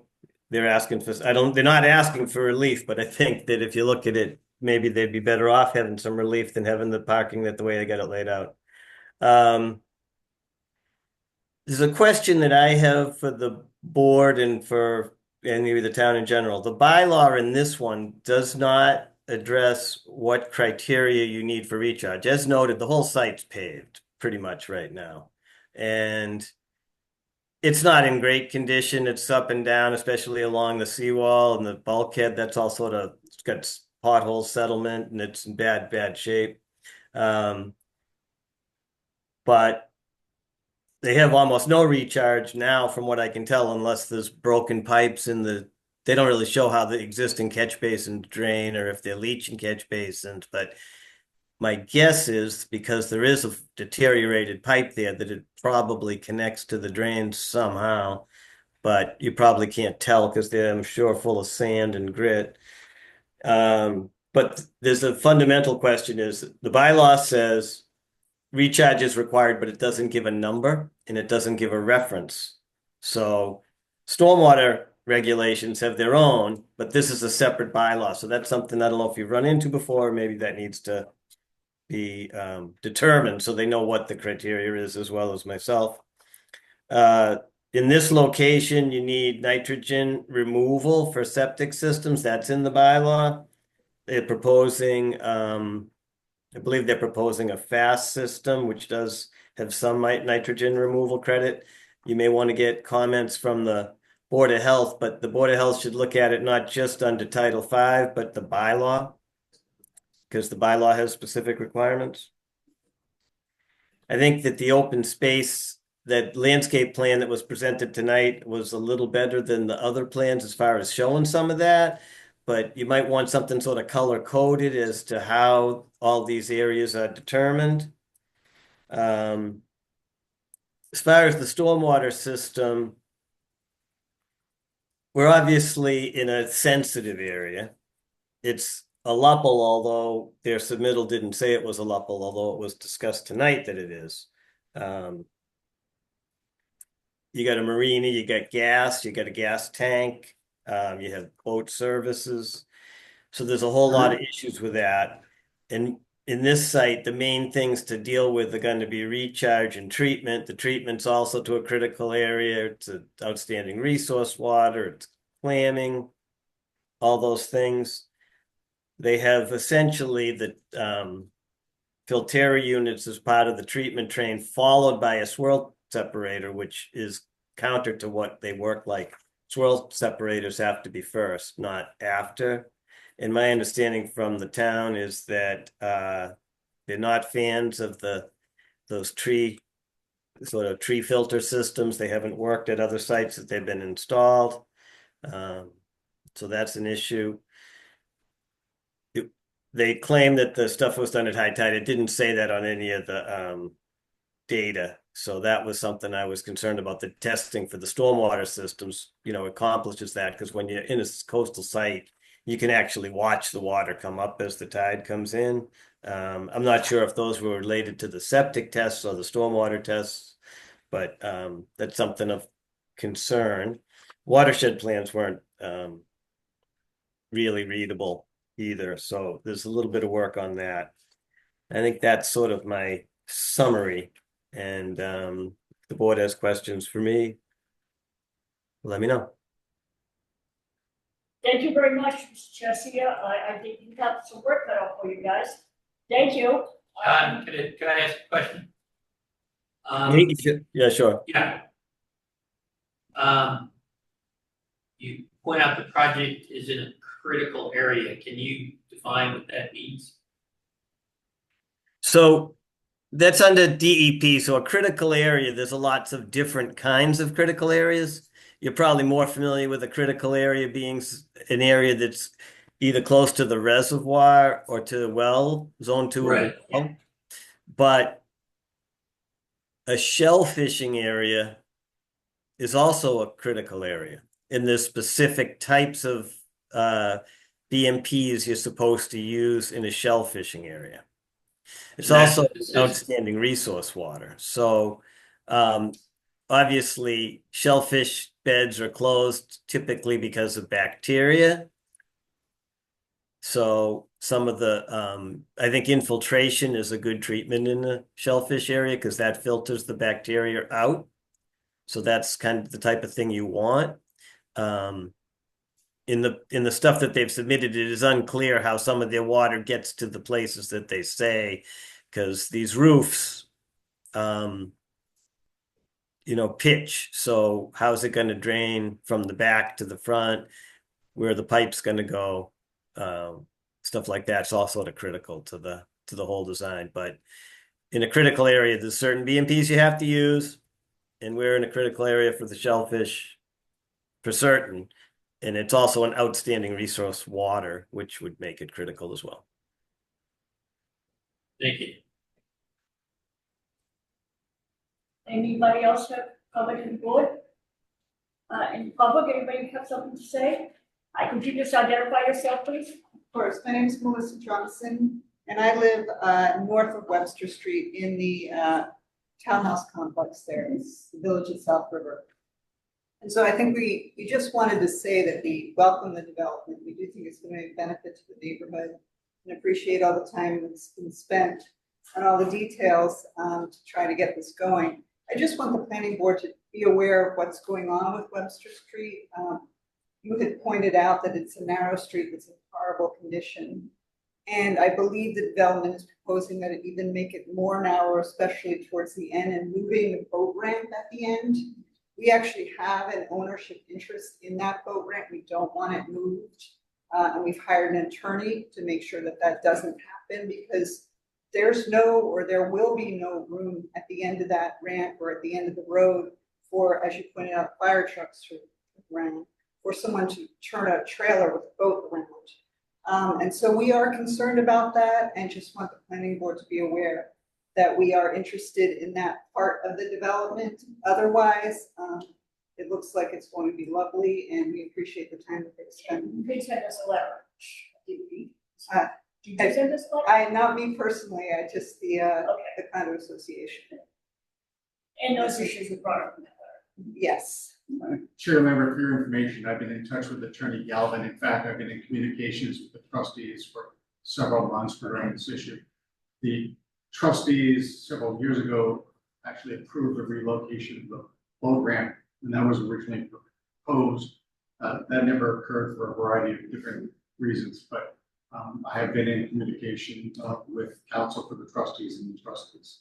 Okay, so that would be an internal issue, but we will take note of that. Thank you. Thank you. Just out of curiosity, where's the boat ramp? I'm looking at the Google image right now. So So the where boat is it ramp- now? Where's it moving to? So the boat, so this is complicated if I might. Can I, let me show you. Sure. The boat ramp is presently on our property, except for the very end. So the boat ramp is hard to see. The second sheet. Yeah, this is the proposed conditions. So the majority of the boat ramp is actually located on our property. And it extends out, and only when you get, and so you know, Webster Street is a private way. So our clients owned to the center line, and the condominium association on their side owns the center line. And so the boat ramp presently is entirely on our property until there's like a little end here that crosses over the center line. No one understands the origins of the boat ramp. It's located entirely on private property. It's been described historically as a public boat ramp. And somehow in connection with the development of these condominiums here, the condominium was given responsibility to maintain the boat ramp on our property. I'm not commenting on the legality of what happened in 1998. So what we're proposing, the boat ramp needs to be repaired, and what we're proposing to do is essentially straighten it out. It's going to be in the layout of Webster Street, and it extends slightly over the center line. So it's presently proposed only a small portion of the boat ramp. And we're in discussions with the trustees about assuming the cost for the repair work, the maintenance of the boat ramp. And again, we'll resolve that. It's a private property issue, but it is the most, and by the way, we're proposing to maintain public use of a private boat ramp on private property because this is a private way. No one but the owners of the property, who have rights over that way have the right to do it. But I'm aware of the general public actually drives down Webster Street and uses the boat ramp on our property. Okay, thank you. A very long story. Appreciate it. Thank you. Any other comments? Kate, is there anybody online? No one has raised their hand. There are people online. If it stops.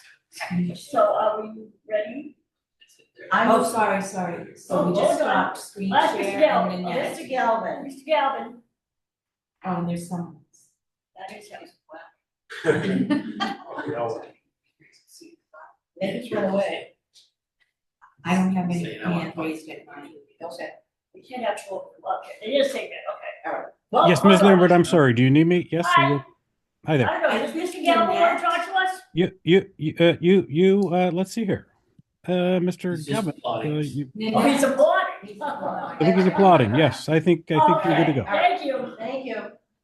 Hi. I move to accept the applicant's request to continue the public hearing for the special permit for the South River Marina Development in the Hummerock Village Residential Overlay District for 21 Central Avenue and 7 Marshfield Avenue for applicant South River Marina Realty LLC and Union Street Realty LLC until July 24th. That's not acceptable to us. Well, We are just all backed up. That's what Karen gave me for a date. I find it hard to believe over the next April, May, June, over the next 4 months that you cannot accommodate us. That's not fair. And I don't think you can do that. But she's not here. Unilaterally select a date for a continued public hearing 4 months after we open the public hearing. Again, to Mr. Pritchard's request, I mean, we certainly can agree not to close the public hearing until we've been through the MIPA process, but we should be able to advance the ball, continue to work with Mr. Chesia, consult with the DRB, and come back to this board because we have some outstanding, I don't think they're legal issues, but they've been described as legal issues that we need to resolve. The MIPA process is not going to affect any of that work.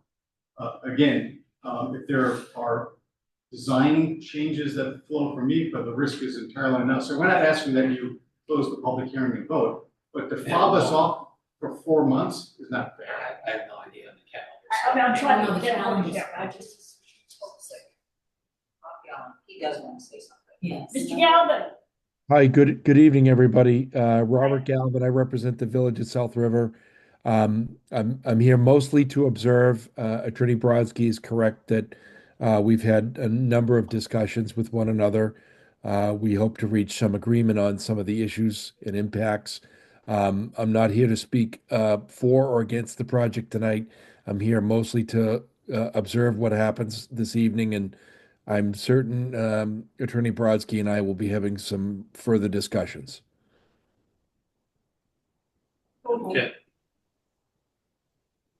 Karen says that you need to go through MIPA first. This is, I'm hearing from the top layer. Which was John Chesh's request, Mr. Pritchard's request, that we requested to go through MIPA some 4 months.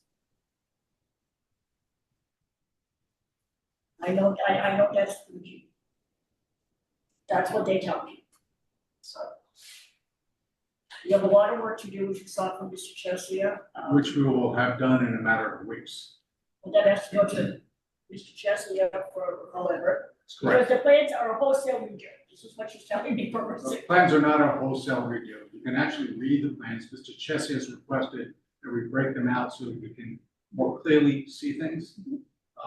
But all of the information is on there. We are making some design changes to address Mr. Chesia's comments. We have to present to you the landscaping plan. But again, to park us so that we can't accomplish what we can accomplish during that period of time is really not fair. this is a big project. Do you not agree? It's a moderately sized project. Keep in mind, and I think you're missing it, we have an existing marina and boatyard. If you don't approve the residential uses, there will still be a marina and a boatyard there with, I think, a substandard environmental protections and non-compliant buildings that don't meet flood requirements. The only element we're adding to this are 10 residential units, which is, in the scheme of things in Scituate these days, is a moderately sized residential project. Again, we're prepared to discuss all of the environmental issues associated with the marina use, the boatyard use, but those are current uses that will continue on this property. And we've done that for a reason, which is that we have been told by the town that they want to continue water-dependent uses on this property, that marinas have value, that boat repair along the shoreline has value. So we're not coming in and wiping out the marine industrial use and proposing all residential, simply proposing 10 additional residential units, which we need in order to finance the redevelopment of the property, to get rid of the large eyesore of a metal building out there. and to improve the site.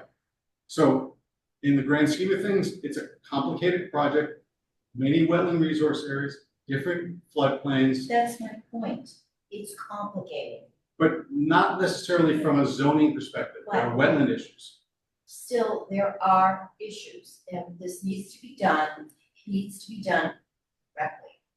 Okay, and both town planner, Mr. Pritchard, Mr. Chesia, they want the MIPA in place. I agree, we agree that it's perfectly appropriate for this board as well as the Conservation Commission not to close their public We're not hearings. closing Anything, you're misunderstanding. No, I'm not. Can I finish, please? So, we understand that you're not prepared to close a public hearing and issue a decision until you have a secretary's certificate from NEPA. However, we shouldn't be parked on the sideline because we have issues that are unrelated to NEPA that need to be resolved with the planning board, and we'd like to work through those so this project doesn't lose 4 months. Because if you park us on the sideline for 4 months, we're gonna then spend the next 4 months going through some of these issues that are unrelated to NEPA. That's not fair to require a project for 10 additional residential units take close to a year to be permitted. Unfortunately, they all do, Mr. Boraski, it does take a long time. I've just completed a 132 unit mixed use development in Hull. That took a year. That makes perfect sense. But for 10 residential units on a property that was specifically zoned by the town for this residential project, again, we're trying to be responsive. We just don't want to lose a half a year. Can we Well, I compromise guess and come back? what I would and- say is, I still want to see final legal certificate. If you think there are items that can be carved off out of it, then I think that has to be sort of reviewed with the town planner and board in terms of what are these issues that aren't going to be affected by the MEPA review and the certificate. So you may have a misunderstanding of the NEPA process. It's I not- know. No, he does not. Yes, I know that. Okay. It's not, you don't get a permit. They don't approve anything. It's a information gathering and you get recommendations from various agencies. I think Mr. Pritchard wrote that, so I think we know. Yes, sir. I understand that. So if there are elements of this that you think aren't gonna be affected by the whole MEPA process, then I would say you're gonna have to sort of parse those out. Yes, sir. But, nobody sat here and sort of tried to break this out right now, I guess. And I would say before we can sort of make that decision, I'd like to know what it is you want to move forward versus not move forward based on the legal review. And I'd also like to know when you can file the ENF and like to see the scoping document and all of that, right? So. Yes, unfortunately, I dumped that into Tom's lap, so he's the best judge of that. Merrill's been asked to file that as soon as, also, I believe you're working on it? Yes. Is it fair to say a matter of weeks? So I would say, what are the things that you think aren't affected by that you want to pursue? So, we would like to resolve with this board this question of the mapping of the town floodplain. We need to nail that issue down.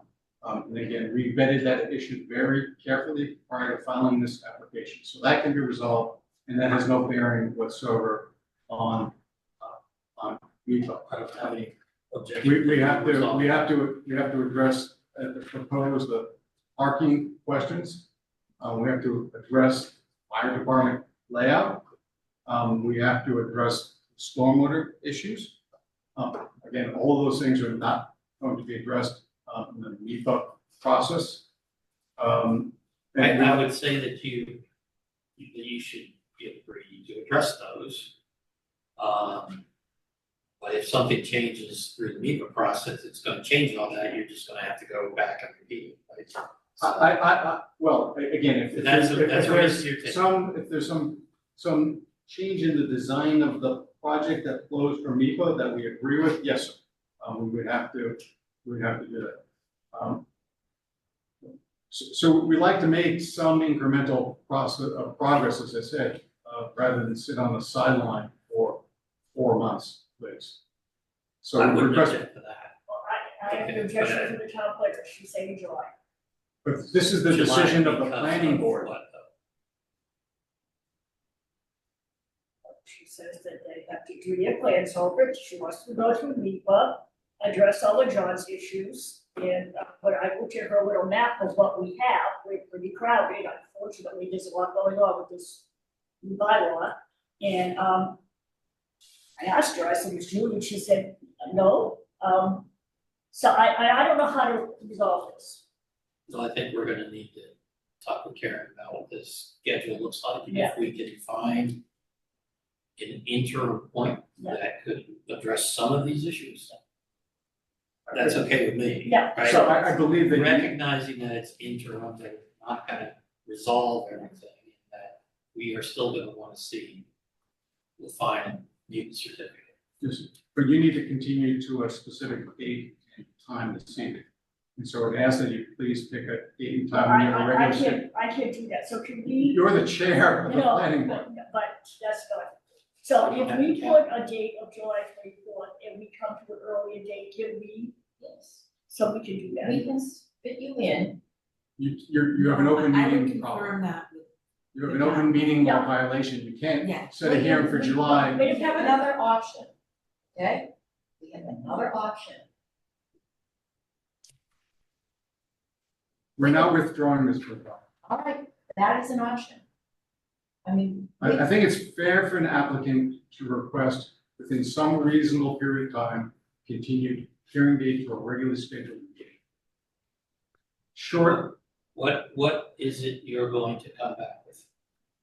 as I've just said, we want to address the majority of Mr. Chester's comments. We need to resolve the town floodplain issue. We need to resolve the parking requirement issue. We want to address the stormwater requirements and get as far in this process as So we you're gonna possibly can. redo the plans the way they're Yes. talking about? Yes, So how much time does that take? Month, 2 months? 30 days. A date in April, in the end of April, please. That I know so about. We have town We have so much- April's, we have town meetings yeah, as well. April's capped, if I may Is there a share. day? Hold on. Okay. So I do know that April is a tough month, but then also to keep in mind the time required by the peer review consultant to review what will be submitted. Yeah. And typically that's a 3-week time period. Also. So I think what I'm hearing is 2 months plus 3 weeks. No, we should be able to I get think I all this heard 30 materials. days, 30 and then days. add another But 3 it- weeks. yeah. So no, April I is- included that additional period, so it's gonna take us a couple of weeks to get the additional plans done and a couple of weeks for John. So I was thinking a month or 2 out to complete that process.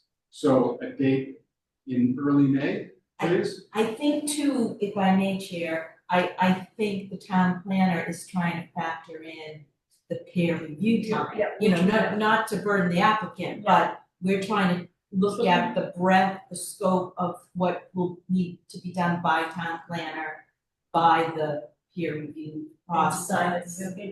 Well, I And think, why don't we do this?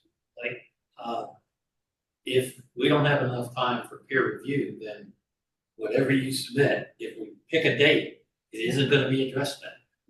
Right? Correct. So it's probably either the first or the second meeting in May, right?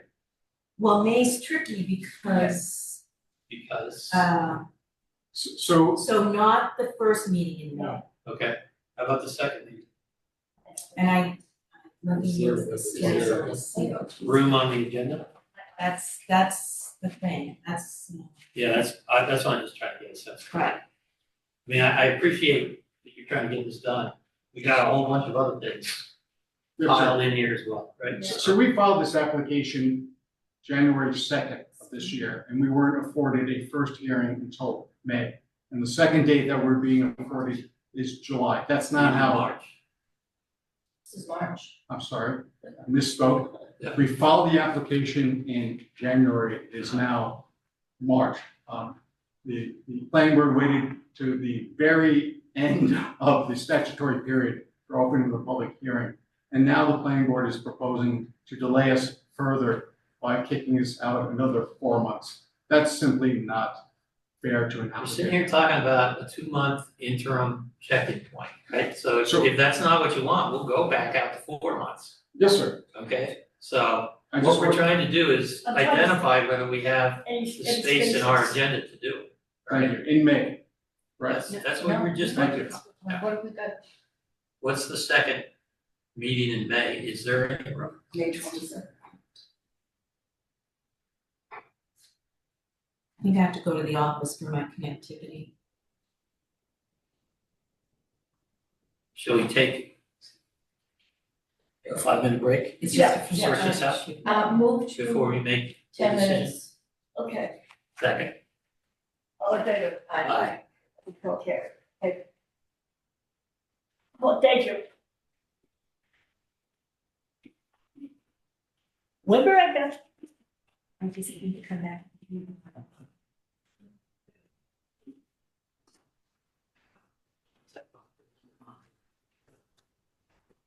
She's talking, but it's, we hung. Okay, so we call the meeting back to order. Second. All in favor? Aye. Okay, we had a conversation. Well, she's joking, sounded like something I really miss. We can take you on May 22nd. That means we need everything filed on or before April 22nd. The special, you're gonna have to re-advertise. For the parking, we did not advertise for that, but that's a special permit. So, but you could work that out when you Yeah, do you can your work that out when you resubmit, file. but yeah. Alright, I'm gonna read you this. Yep. Yeah, please do. Are you ready? Yes. I move to accept the applicant's request to continue the public hearing for the special permit for the South River Marine Development and Hemlock Village Residential Overlay District, 21 Central Avenue and 7 Marshville Avenue for applicants South River Marina Realty LLC and Union Street Realty LLC until May 22nd, 2025 at 6:30. 6:30. 6:30. and continue time for action until June 25th, or whatever. Well, it has to be a date. Has to be a date, so I don't think we can approve whatever. it will be June 22nd, that's what I'm saying. Second, Second. all in favor? Aye. Aye. Thank you, gentlemen. Thank you very much for your time. Wait, good time, what? Oh, good luck. Good luck. You guys will see, right? But, But I like that. Okay, so he doesn't have to sign it. no, Yes, he does. oh, yeah. Okay, we'll grab him. Adam, You do have. Yeah. So she's the, Hello, and we have something here to sign. Sorry. We just need your signature. I'll get that sheet. No, I gave it to you. So 8:15, come on up. 68 Highland Crossing. How are you today? Good It's evening. fun, if we knew what time That it was was. exciting. Wasn't it though? That's exciting, yeah. I don't get out much. Well, yeah, we're always looking for volunteers if you're gonna put out a picture. And I just wanted to make sure. I spent some time in the past few years, on road advisory committee. Okay, so you know, it's Oh, funny games all the time, have a blast. I'm sorry. By way of introduction, my name is Steve Dyer. Registry. If I had known how high tech you were, I would have sent those PDFs of little things for you, but if I could sit. I was explaining to Ms. Johnson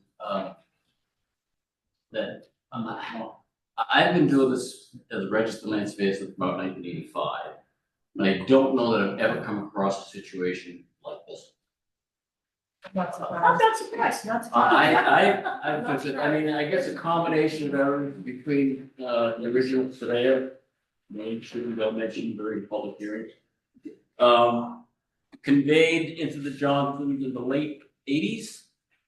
Nineties, 92, okay, there was, lot 6. Right. On a plan approved by the planning board in 88 or 89.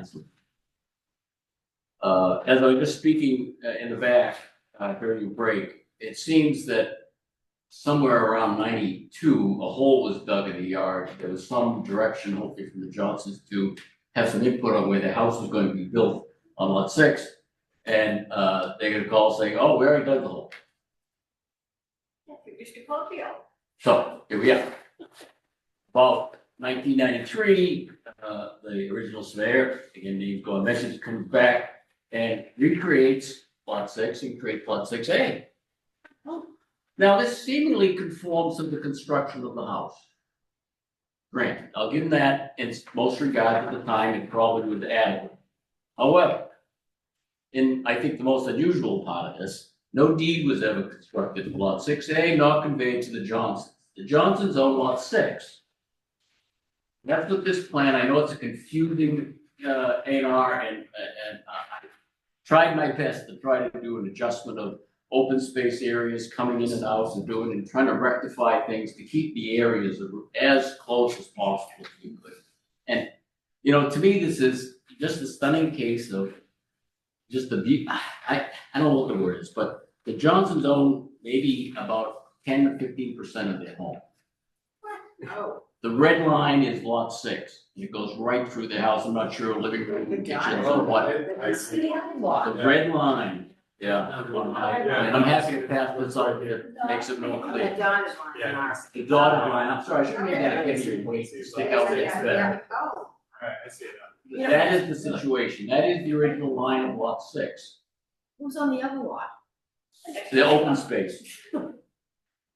Now, the homeowners, they've been great, they have been fabulous through this, trying to, you know, work with the judge and get in their terms to get it worked out. I don't know if that makes it add, but I went out and probably 2 years ago, I think, was it, and surveyed what was on the property, gathered the septic plans and everything I could about the property. And we notified all the abutters that were out there. I located the major improvements on number 68, let's call it that. Sure, including pavement, sheds, that old gravel area they used in out back, and the fencing that they had up. This is adverse possession territory. We're getting into it. That's a different legal approach that maybe we're trying to avoid. And it's maybe more aggressive approach they want to take. They're hoping to solve the problem in clear title. That's something in the future that they can, you know, live with. So they can sell the house. Correct, correct. That's the bottom line. Right, and when I started the job, Linda and her late husband were great getting this going. I'm shocked from this, Frank. And we're looking for That whole thing was initially an open space type. That's what I understand. Flexible, whatever, and whoever it was Karen mentioned that. started the whole thing, went bankrupt. And then, the planning board somehow managed through negotiations and what have you, to resurrect the whole thing so that nobody lost their shirt. But I don't, you know. He did. You lived through this. Well, they went right to Conservatory Park and finished, there was a Jack Livingstone. Jack Livingstone. Yeah. They didn't even finish our house. They just went to Conservatory Park and Hingham and got it there. So, it looks like you're trying to get a new lot laid out here, but who owns the property? Who owns the other property? It's owned by the homeowners association, but it's. Yeah, all the open spaces Right. owned by the homeowners. Right, it's open Okay. space. So it's kind of, how many homeowners are Well, there? So it's kind of jointly owned. Right, so we've been dealing with them as we have the attorneys involved. And they don't care particularly if they land, because it's yours. I mean, when all is said and done. So I'm at a loss here, you know, a little bit. But are they gonna sign it over? Yeah. Part of my involvement in this would be to create the ticket distributor, the Jeff the moving for Hey, can I just, 35, probably, that's why people say. 32 years. You should send the homeowners a bill for all the maintenance. I know, we thought we were living like on a lightning bolt property line where part of our driveway and this and that, but he said it wasn't even registered. Well, the plan's registered, but there was no deed created for it. There's no deed created for this. Well, I had a deed, right? You have a deed for lot Yeah. 6, But not the 6A. not for 6A. I don't know, my There is husband, no he deed for passed away, 6A I don't that know I anything, can. I'm just trying to, Can like, I catch just up. ask you one more question? So does lot 6 Yes. go all the way over here? Yeah, that is the original, probably Oh, so the you're scale, It's almost like a land and swap. that is lot 6. You say a land swap? Kind of. That's what we're trying to do, we're trying to create, you know, a new shape lot that agrees with what they've lived in. Take that. It doesn't, really severely burden one side or the other. And it's trying to do an equitable. And then in bold, in the black bold, this would be the new lot. That would be the proposed new lot, 6. Okay. Oh, I see why you have 6 and A, because that was what they. We have 6, Yeah. 6A now, hopefully we get 2. So the bold is the proposed new, That's correct. okay, and the homeowners association is good with that. Yeah, they've been great, even, I didn't know all of it. Yeah, it was Brendan, good. he's been great. I'm glad that you Great. fixed this. I'm shocked that, especially, you know, sometimes Nothing land shocks engineers try to avoid homeowners associations because they've been called from that. But, these people, I have to No, say, it was a great meeting. they've been great, they've been great. So, So, yeah. Decisions. We wrote a decision. Well, we're not opining as to whether the homeowners association can give all pieces of this lot or not, that's. Correct. Yeah. We don't have any say in it. Correct, we understand. Okay, so. Yes, that's all the way to. All right. I mean, the plans, again, in effect with this 6A was without a deed here before, so, I mean, but that, we're trying to make steps to. I move to endorse as approval under the subdivision control law not required, lot line adjustment plan, 68 Highland Crossing, Scituate, Mass. 02066, Linda A. Johnson by Fieldstone Survey Services dated January 27th, 2025, as the division of the tract is not a subdivision because it shows a proposed conveyance or change in lot line which does not alter the existing frontage as required under the Scituate zoning bylaw. 68 Highland Crossing is going to be made more conforming by altering the lot lines and adding parcel C to the lot area while removing parcels A and B. This will make the house location more conforming. The north side setback is still not conforming. In addition, the following note shall be added to the plan. Planning board endorsement of this plan is not a determination as to conformance with zoning regulations. Second. So, Oh, before you go, uh-huh. what's parcel C? The new parcel.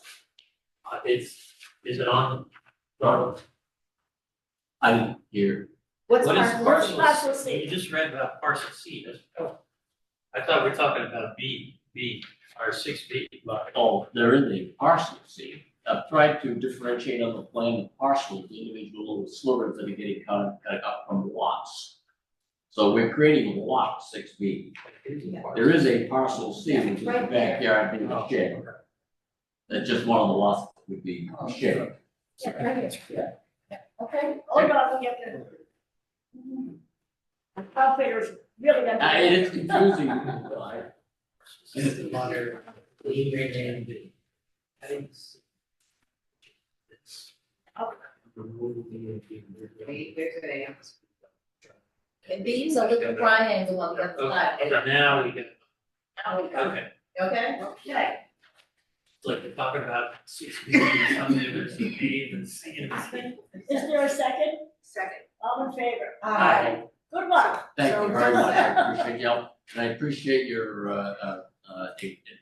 accepting the postponement, but I appreciate that as well, last meeting. Oh, yeah. Can I just say one That's thing, how it you're is. gonna get a deed, Right, somebody's doing this for you guys, and you're right, gonna and get attorney Hardigan's name is on the title block. I'll be working with him to prepare, as I said, the four documents for him. and then you get a report of these. Right. Oh, yeah, oh, yeah, we'll do that this time. I don't It's think just that's, a- I'm just thinking, like, that's probably what happened last time, somebody just did it and it didn't. It could be in a desk drawer somewhere, exactly correct. So I just wanted to Oh, make that's right. sure, you get your deed and then you get a recording, because you could be able to have a sell your property this week. Thank you. Long story, I would lighten things up a little bit. It's been a shocker when we figured that one How did you find out about this ritual? I think it was, my neighbor, the finales at the first of the beginning of the street, went to sell their house That's and, right too, and their lot was off. that's right, so, I think that's where it all on started. the 93 plan, created It's 6A, there was another one down the street that got changed. So that was the feeling, is that, And I think that's where it all started. I think that, Yeah, the house that you got. you need. Exactly, we always said that. I have one. So let me ask you a question, when you purchased the house, wasn't there a deed? We built it. So there was a They deed, built built the it. house. They were the they first just put the owners. house in the wrong spot. Their current That's what deed is happened. for lot 6. Just So still, they're- that's where lot 6 They has dug shown. the hole in one place. That's- I wanted to place the house where I wanted, and they're like, we already placed it, I'm like, and they put it so far back. This Like- this was the. Yeah, look at Google Maps. We tried, they wouldn't. Very far, looks very far. Yeah. Yeah, it's like. It's five- so they put it down far. here, so it's like this. Yeah. I mean, the lot would have been nice the way it was. And it was- So you bought the land first and then they built. Well, it was pretty much a package. Okay, sure. It was a package. Yeah, the builder, it was a builder's I package built kind of that. thing. People say, So- I'm the first one to own the land. Yeah. I don't need titles. So I think Linda tried to explain that lot 6 was kind of held by the builder or owner, Yeah, he was gonna Jack build was gonna there. live there. Then maybe when the bankruptcy thing started, And he he made realized he had to enemies get rid of it. Everybody on the street. Okay, we can't say it out loud, one We'll let you guys get home. Thank you very much. Thanks very much. Thank you very much. Thank you. Thank you, For thank you. involving us. Thank you, why you jumping like those, thank you. Thanks, Eric. Good luck. Good luck. Do you want a motion? No, wait a second, I wanna make sure we have everything, so is everyone gonna submit by one thing that we're doing now? So we haven't changed a few things, so, because we haven't done today, because Nancy needed it for the warrants, I mean, Kara should not have even come in today to the district, like, we offered to type it, she said no, so, we did talk to the lawyer, so everybody knows, I'm sure it's gonna go up when she gets back, that you're gonna get a copy, a clean copy. What other legal is it taking? Well, in the kitchen thing, But not that- limited to. the kitchen thing. In the kitchen, the bed, yeah, the, Oh, what it's not- it, what was it, in place of, or in kitchen facility? Including but not. Including but not Including is limited left, to, whatever. but not limited to has been. But not limited to, had to be strong. All right. And then we got buy-in. So hopefully, we have buy-in for the advisement tonight, it will be, we're ready for copy. Okay. All right, we have a motion. So moved. Second. All in favor? Aye. Thank you. Thank you, Seth.